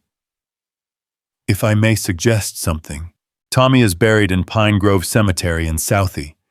It's not fancy, but there's a plot next to his that's been empty all these years. I bought it hoping someday. She trailed off, then continued more firmly. They loved each other. They should be together. Eleanor and Maria looked at each other across the gulf of class and culture that had separated their children, and something passed between them. Understanding, shared grief, maybe even the beginning of friendship. Yes, Eleanor said simply. They should be together. The funeral was held 3 days later, a private affair despite the media attention. They buried Lillian and Tommy side by side in Pine Grove Cemetery, their headstones matching despite the 25-year gap in dates. Emma stood between her two grandmothers, feeling the weight of history settling into something like peace. Father O'Brien, who had known Tommy as a child, spoke about love transcending death, about justice delayed but not denied. Alexander read a poem Lillian had loved. Maria sang a hymn in Spanish that she'd once sung to Tommy as a lullaby. As they lowered the coffins, Emma felt something release in her chest, a tension she hadn't realized she'd been carrying her whole life. The mystery of her origins was solved. Her parents were at rest. The people who'd hurt them were facing justice. But as they turned to leave the cemetery, Emma noticed a figure standing by a distant grave watching them. A young woman, perhaps 30, with dark hair and familiar features. When their eyes met, the woman nodded once, then walked away quickly. "Who was that?" Emma asked Foster, who was providing security for the funeral. "I'll find out," Foster promised, already signaling to her agents. That evening, back at the Davenport estate, Emma found an envelope that had been slipped under the front door. No postmark, no return address, just her name written in careful script. Inside was a photograph, Lillian heavily pregnant, standing with a young woman Emma recognized as the one from the cemetery. On the back was written, "Your mother saved my life. She hid me from Sterling when he wanted me dead for refusing his advances. I owe her everything. If you ever need anything, call." A phone number followed. Emma showed the photo to Eleanor, who gasped in recognition. "That's Diana Chen, Rebecca's younger sister. She disappeared around the same time as Lillian. We all thought Sterling had killed her." "He would have," Emma said, understanding flooding through her. "But Mom protected her. Even while running for her own life, she protected someone else." Over the following weeks, more stories emerged. More people Lillian had helped, more lives she'd touched in her brief 21 years. She'd been setting up a foundation to help victims of domestic violence, had been secretly funding shelters and safe houses. Sterling had seen it as a threat to his power, another reason she had to be eliminated. Emma threw herself into reviving her mother's work, using her inheritance, which was considerable, even after legal fees and settlements, to establish the Lillian Davenport Tommy Martinez Foundation. Alexander joined her as co-director, finding purpose in honoring his sister's memory. The trials began 2 months later. Emma testified in 7 different cases, facing down former judges and politicians who had once seemed untouchable. Each conviction felt like another stone placed on her parents' graves, building a monument to justice. But the biggest surprise came during Sophia's trial. On the stand under oath, she revealed one final secret. Sterling wasn't the real head of the Boston Ring, she said, her eyes finding Emma in the gallery. He was the enforcer, the face, but someone else was pulling the strings. Someone who's still out there, still free. "Who?" the prosecutor demanded. Sophia's lawyer objected, but she answered anyway, perhaps hoping for further reduced charges, or perhaps just wanting to watch the world burn. "William Davenport," she said clearly. "Eleanor's husband, Lillian's father." The courtroom erupted. Eleanor stood, her face white with shock and rage. "That's impossible. William died searching for Lillian. He loved her." "He loved power more," Sophia continued relentlessly. "Sterling was his protege, his chosen successor. But when Lillian found out about their operation, when she threatened to expose them both, William gave Sterling permission to eliminate her. He just didn't expect Sterling to actually do it. The guilt killed him, not grief." Emma felt the world spinning. Could it be true? Could her own grandfather have ordered her mother's death? Foster was already checking records, cross-referencing dates and documents.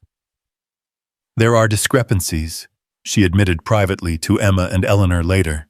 "Payments from William's accounts to Sterling that don't match any legitimate business.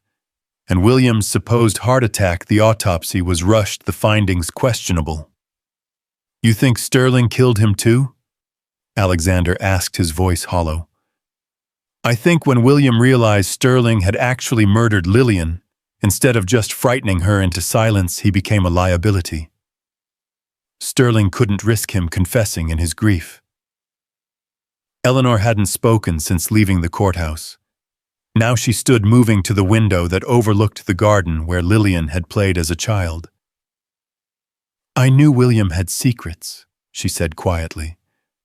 All powerful men do. But I never imagined. I never thought he could. We don't know for certain, Emma said gently, moving to stand beside her grandmother. Don't we? Eleanor's voice was bitter. It explains so much. Why he was so adamant that Lillian join the family business. Why he was so angry when she showed interest in social work instead. Why Sterling was always around, always watching her. She turned to Emma, tears streaming down her face. Your mother discovered her own father was a criminal. That's why she couldn't come home. She couldn't face me, couldn't tell me that the man I'd loved for 30 years was a monster. The revelation cast a shadow over everything they'd accomplished. The media had a field day with the story of the Davenport patriarch, potentially ordering his own daughter's death. The family's reputation, already battered, seemed irreparably destroyed. But Emma had learned something about destruction over the past months. Sometimes it was necessary for rebuilding. She called a family meeting including not just Eleanor and Alexander, but Maria Martinez and her family, Rebecca and Diana Chen. Martha, even Marcus, who had become part of their strange extended circle. We have a choice, Emma said, standing before them in the library where this had all started. We can let this destroy us, let their crimes define us, or we can build something new, something better. What do you have in mind? Alexander asked. We use everything, the money, the properties, the influence. We turn the Davenport empire into something Lillian would have been proud of. We make it a force for justice instead of corruption. Eleanor, who had been silent and withdrawn since Sophia's revelation, finally spoke. William's assets are all tainted. Every dollar came from someone suffering. Then we give it back, Emma said simply. We use it to help the communities Sterling and William destroyed. We fund legal aid victim support rehabilitation programs. We turn blood money into hope. It took months to implement, but gradually the plan took shape. The Davenport estate was transformed into a museum and educational center about corruption and its consequences. The family's business holdings were restructured as a nonprofit, focused on social justice. Every dollar that could be traced to criminal activity was donated to victims' funds. Emma moved out of the estate, finding a modest apartment in the neighborhood between Beacon Hill and Southie, bridging the two worlds she'd inherited. She returned to school full-time, now studying law, with a focus on criminal justice reform. One evening, almost a year after that first encounter at Murphy's restaurant, Emma sat in her small kitchen with Eleanor and Maria, the three of them sharing tea and stories. The two grandmothers had become unlikely friends, bonded by shared loss and shared love for their grandchild. Lillian would be so proud, Eleanor said, looking at Emma with eyes that had aged years in months, but somehow seemed more at peace. You've done what she tried to do, brought the truth to light. We all did, Emma corrected, and we're not done yet. There were still trials ongoing, still corruption to root out, still victims to help. The Boston Ring's influence had spread like cancer through the city's institutions, and cutting it all out would take years. But for now, in this quiet moment, three women from different worlds sat together, bound by love and loss, and the fierce determination that justice, however delayed, would not be denied. Emma's phone buzzed with a text from an unknown number. She almost ignored it. She'd gotten hundreds of messages from strangers over the past year, but something made her look. The real leader of the Boston Ring is still out there. Your grandfather was a pawn, too. If you want the whole truth, meet me tomorrow at noon. Pine Grove Cemetery, your parents' graves. Come alone or don't come at all. Emma showed the message to Eleanor and Maria, watching their faces tighten with concern. It could be a trap, Maria said immediately.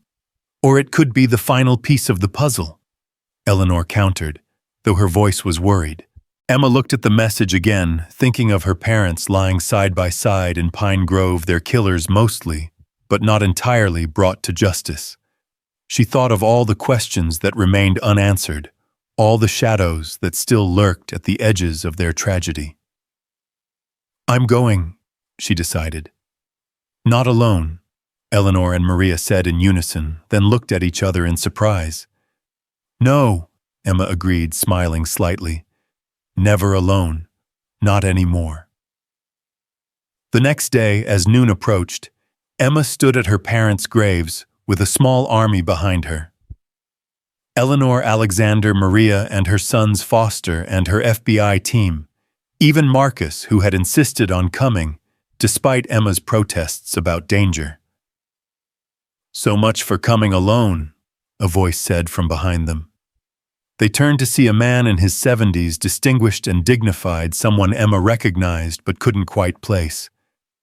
"Judge Harrison," Foster said, her hand moving to her weapon. "You're supposed to be dead." The man smiled sadly. "A necessary fiction. I've been in hiding for 25 years, ever since I refused to join Sterling and Williams' organization, and they tried to have me killed.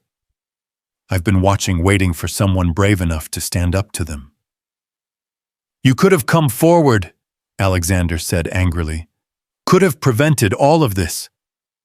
"With what proof? Against whom? The network was too powerful, too entrenched. I needed someone on the inside, someone they wouldn't expect." He looked at Emma. "I needed Lillian's daughter." "You knew about me. I helped hide you.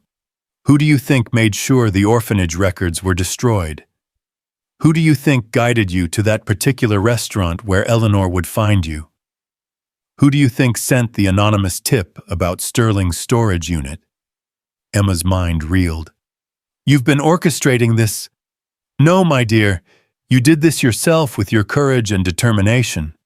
I just nudged things along when necessary, made sure the right people were in the right places at the right times." "Why?" Eleanor demanded. "Because I loved your daughter like my own," Harrison said simply. "Lillian was my goddaughter. You've forgotten, Eleanor, in your grief, but I was there when she was baptized. I watched her grow up. When she came to me with evidence of her father's crimes, terrified and pregnant, I tried to protect her. I failed." He pulled out a thick envelope, handing it to Foster. "This contains evidence about the real leader of the Boston Ring. The person who corrupted William, who gave Sterling his orders, who's been pulling strings from the shadows for 40 years. Foster opened it, her face paling as she read. This implicates the governor," Harrison finished. "The current governor of Massachusetts. My own brother." The revelation hung in the air like a physical presence. The governor, Robert Harrison, was beloved, a reformer who had campaigned on cleaning up corruption. To learn, he was the source of it all. "He's planning to run for president," Harrison continued. "He cannot be allowed to spread his poison any further. That envelope contains everything you need to stop him." Sirens wailed in the distance, growing closer. Harrison smiled sadly. "He knows I'm here. He's sending people to silence me once and for all. But it doesn't matter now. The truth is out." "We can protect you," Foster said urgently. "No need. I'm 78 years old, dying of cancer.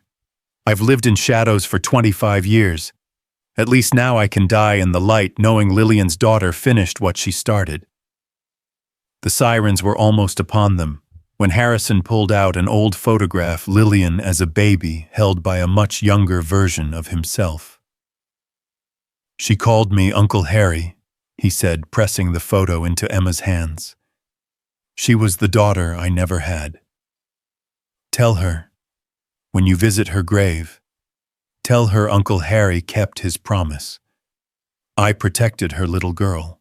Police cars screeched into the cemetery, but they weren't there to arrest Harrison. Foster had called for backup, creating a protective perimeter. But Harrison was already walking away toward a different section of the cemetery. "Let him go," Emma said quietly, understanding. "He's done enough. We can take it from here."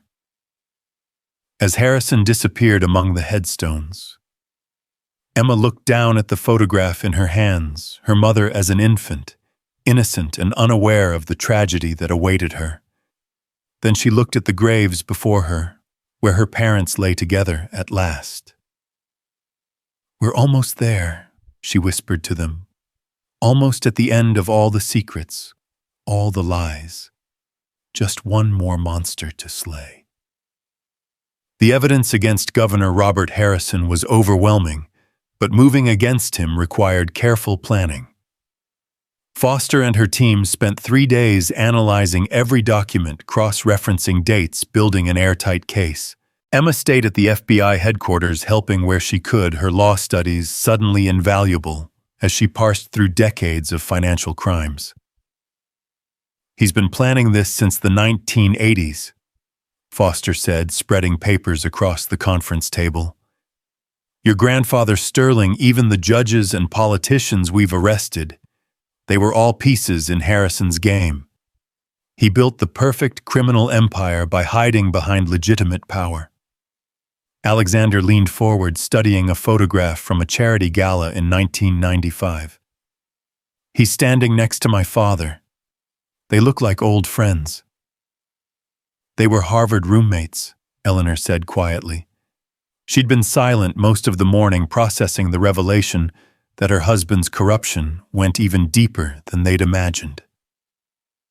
"Robert Harrison introduced William to me at a dance in 1971. He was the best man at our wedding." Emma touched her grandmother's hand gently. "None of this is your fault. Isn't it? Ivy was married to William for 30 years. How did I not see what he was—" "Because he was careful," Foster interjected. "Harrison taught him how to compartmentalize, how to be two different people. The William Davenport you knew and loved was real. So was the criminal. That's what made him so effective." Maria Martinez, who had insisted on being part of the investigation, spoke up from her corner. "My Tommy knew something was wrong. In his journal, I found it after Emma came to me. He wrote about feeling like he was being watched, like someone powerful wanted him away from Lillian." "Harrison," Emma said with certainty. "He couldn't let his grand plan be disrupted by a romance between a Davenport and a Martinez. It would have complicated his control over William." The door opened, and Diana Chen entered, the woman who had been at the cemetery whom Lillian had saved. She'd been helping the FBI track down other victims of the Boston Ring. "I found something," she said urgently. "My sister Rebecca kept recordings, audio files she made secretly over the years. She was paranoid after Lillian's death, recorded everything. Listen to this." She pulled out a laptop, clicking on an audio file dated 3 weeks before the press conference. The recording was somewhat muffled, but the voices were clear. "The Vance girl needs to disappear." It was unmistakably Governor Harrison's voice. "It's too risky now. Too many eyes on her," another voice responded, Sophia. "Then we make it look natural, an accident, or better yet, a suicide. Poor girl couldn't handle the pressure of her newfound identity." "What about Eleanor Alexander? Collateral damage if necessary. But the girl is the priority. She's the symbol now, the face of this whole investigation. Without her, it all falls apart."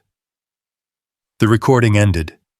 The room was silent for a moment, everyone absorbing the cold calculation of planning Emma's murder. "That's enough for a warrant," Foster said, already reaching for her phone. "We're arresting the governor today." "Wait," Emma said suddenly. "He doesn't know we have this right, or that his brother came forward. As far as we know, he thinks Judge Harrison died in a car accident 3 hours after leaving the cemetery. We've been keeping the judge in protective custody." Emma stood pacing the room as an idea formed. "Then we have an advantage. He still thinks he's safe, still thinks he can salvage this." What are you proposing? Alexander asked, though his expression suggested he already suspected. I meet with him. Wear a wire. Get him to confess. Absolutely not. Eleanor and Maria said simultaneously, their newfound friendship most evident in their shared protectiveness of Emma. Think about it, Emma pressed on. All we have is circumstantial evidence and his brother's testimony, which a good lawyer could paint as a family vendetta. But if I could get him to admit it on tape with FBI agents listening. Foster was already shaking her head. It's too dangerous. This man has ordered the deaths of dozens of people, including your parents. Which is exactly why I need to do this, Emma replied firmly. For them. For all his victims. We need his confession.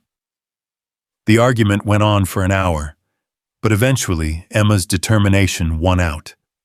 The plan was set. She would request a meeting with the governor under the pretense of negotiating a settlement to keep the Davenport family from pursuing further investigation. Harrison's ego and greed would bring him to the table.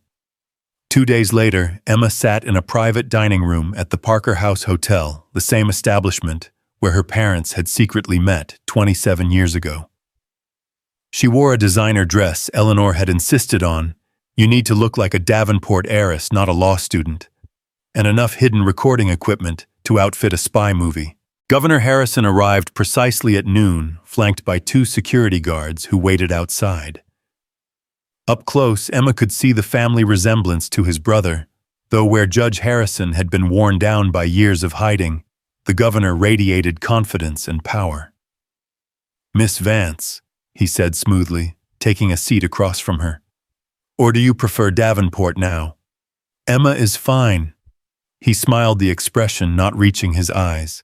You look remarkably like your mother. Same stubborn set to your chin. She had that when she came to my office 26 years ago, full of righteous fury about her father's crimes. Emma's heart raced, but she kept her expression neutral.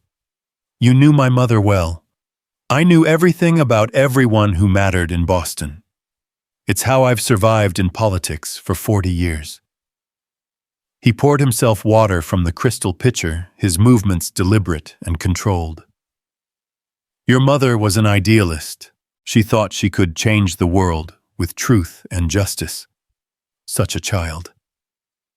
She was 21, hardly a child. Anyone who believes in absolute morality is a child regardless of age. Harrison leaned back, studying her. But you're different, aren't you? You've learned that the world operates in shades of gray. That's why you're here negotiating rather than crusading. Emma forced herself to nod. The investigations have already destroyed several families. I don't see the point in continuing if we can reach an understanding. Ah, pragmatism. I like that. Harrison pulled out a folder, sliding it across to her. Inside, you'll find details of a trust fund, $50 million controlled entirely by you. Additionally, full scholarship to any law school in the country. Introductions to the right people, a clear path to whatever career you choose. All I ask in return is that you convince the FBI that the conspiracy ended with Sterling and your grandfather. And if other evidence surfaces, Harrison's smile turned cold. Evidence has a way of disappearing when necessary, just like people who insist on finding it. Is that what happened to my mother? The words hung in the air between them. Harrison was quiet for a long moment, perhaps sensing a trap, perhaps simply enjoying the power of the moment. Your mother was killed by Richard Sterling, he said carefully. Everyone knows that. On whose orders? Does it matter? She's been dead for 26 years. Nothing we do now will bring her back. Emma leaned forward, allowing desperation to creep into her voice. I need to know. I need to understand why she had to die. Was it just because she fell in love with the wrong man? Harrison laughed, a sound devoid of warmth. Love. Such a destructive force. Your mother didn't die because of love, Emma. She died because she couldn't leave well enough alone. What do you mean? I offered her the same deal I'm offering you. Money, safety, a new life anywhere in the world. All she had to do was disappear quietly, let the machine keep running. But she wanted to be a hero.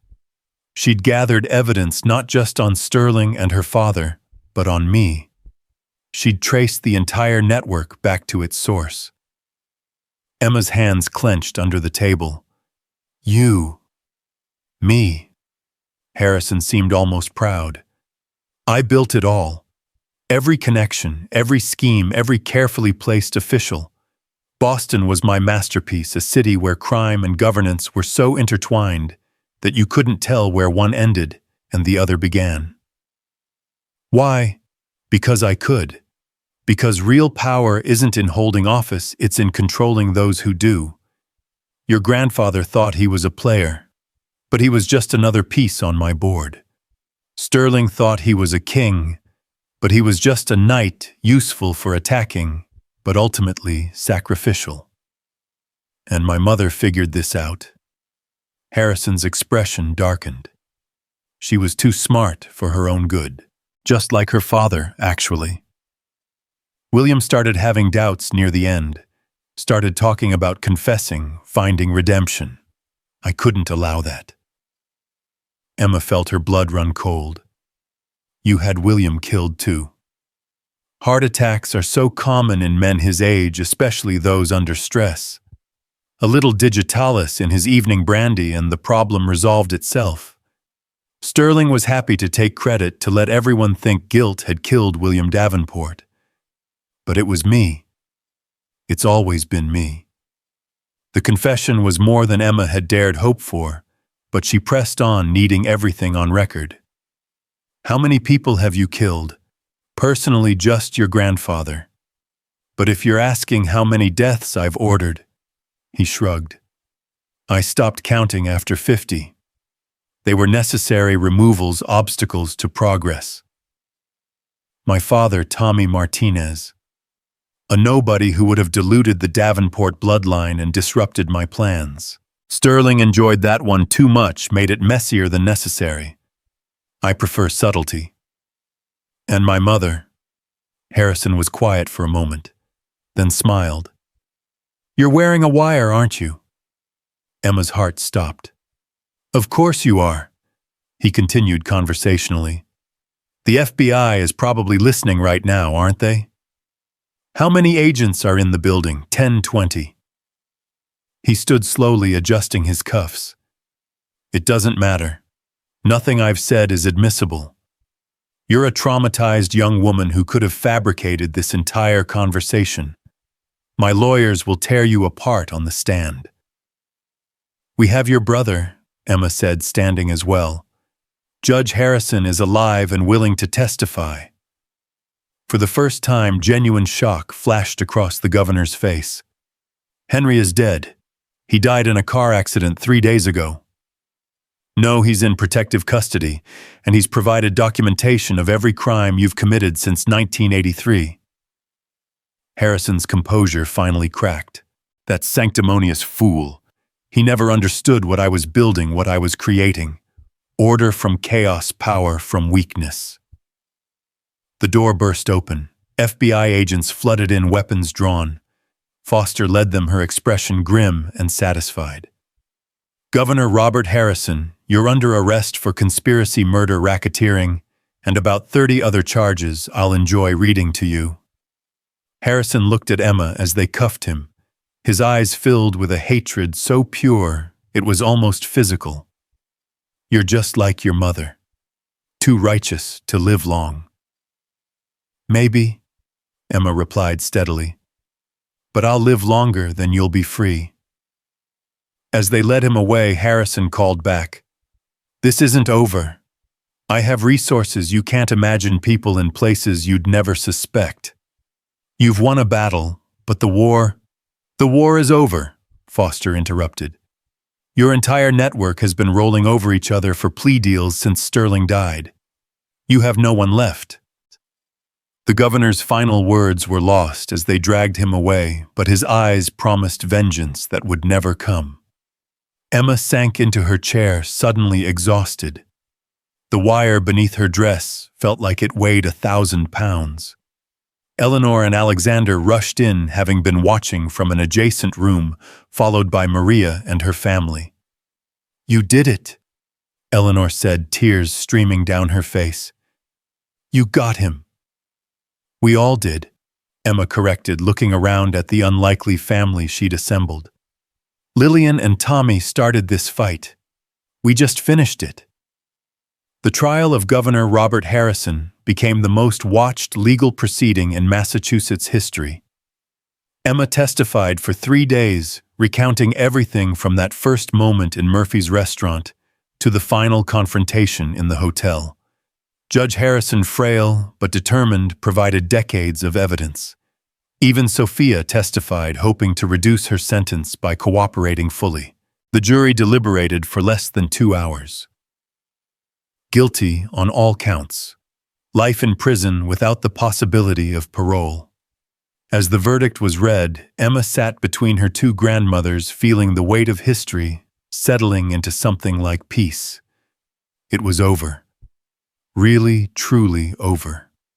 6 months later, Emma stood in the newly renovated community center in Southie, the one where her parents had met. The Lillian Davenport Tommy Martinez Foundation had transformed it into a state-of-the-art facility offering legal aid, youth programs, and support services for crime victims. "Ladies and gentlemen," Alexander said from the podium, having discovered a talent for public speaking in his new role as foundation president, "I present this year's Courage and Truth Award to Emma Vance Davenport Martinez for her role in exposing corruption and bringing justice to countless victims." Emma approached the podium to thunderous applause, looking out at the crowd. She saw familiar faces, Foster now heading a new anti-corruption task force. Diana Chen, who ran the foundation's victim services. Rebecca Chen, finally free from decades of fear. Marcus, who'd quit Murphy's to become the foundation's youth program coordinator.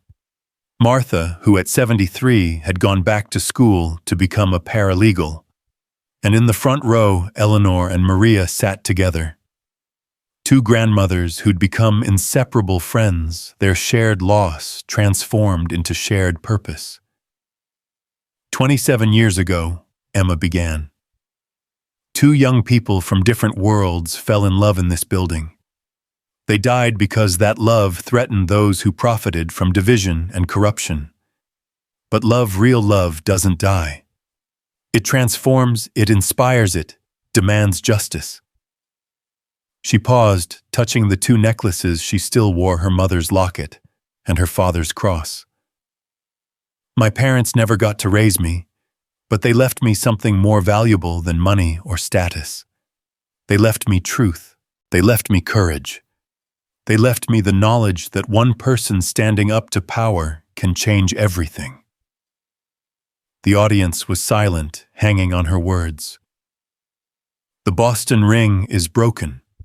The corruption that poisoned this city for decades has been exposed. But our work isn't done. It will never be done as long as there are those who would use power to harm rather than help, who would profit from others' pain. She looked directly at a group of young people from the neighborhood, kids who reminded her of what her father might have been like at their age. "Each of you has the power to stand up to injustice. Each of you can be the one who says no more. My parents were ordinary people who did an extraordinary thing. They chose love over fear, truth over comfort, justice over safety. That choice cost them their lives, but it also saved countless others." Emma stepped back from the podium, but then returned one more thing to say. "There's a headstone in Pine Grove Cemetery where 2 people lie side by side. The inscription reads, 'Love is stronger than death, truth stronger than lies, justice stronger than power.' I used to think those were just pretty words. Now I know they're a promise. A promise my parents made and kept. A promise I make to you now. The truth will always win, even if it takes 27 years.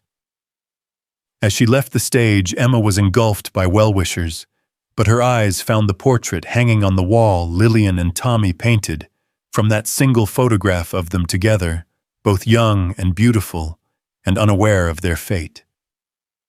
But they were smiling, holding hands, proof that love had existed, had been real, had been worth everything. That night, Emma stood in her small apartment, looking out at the Boston skyline. The city looked different now, cleaner somehow, though she knew that was just her imagination. Corruption didn't wash away that easily, but it was a start. Her phone rang. Eleanor.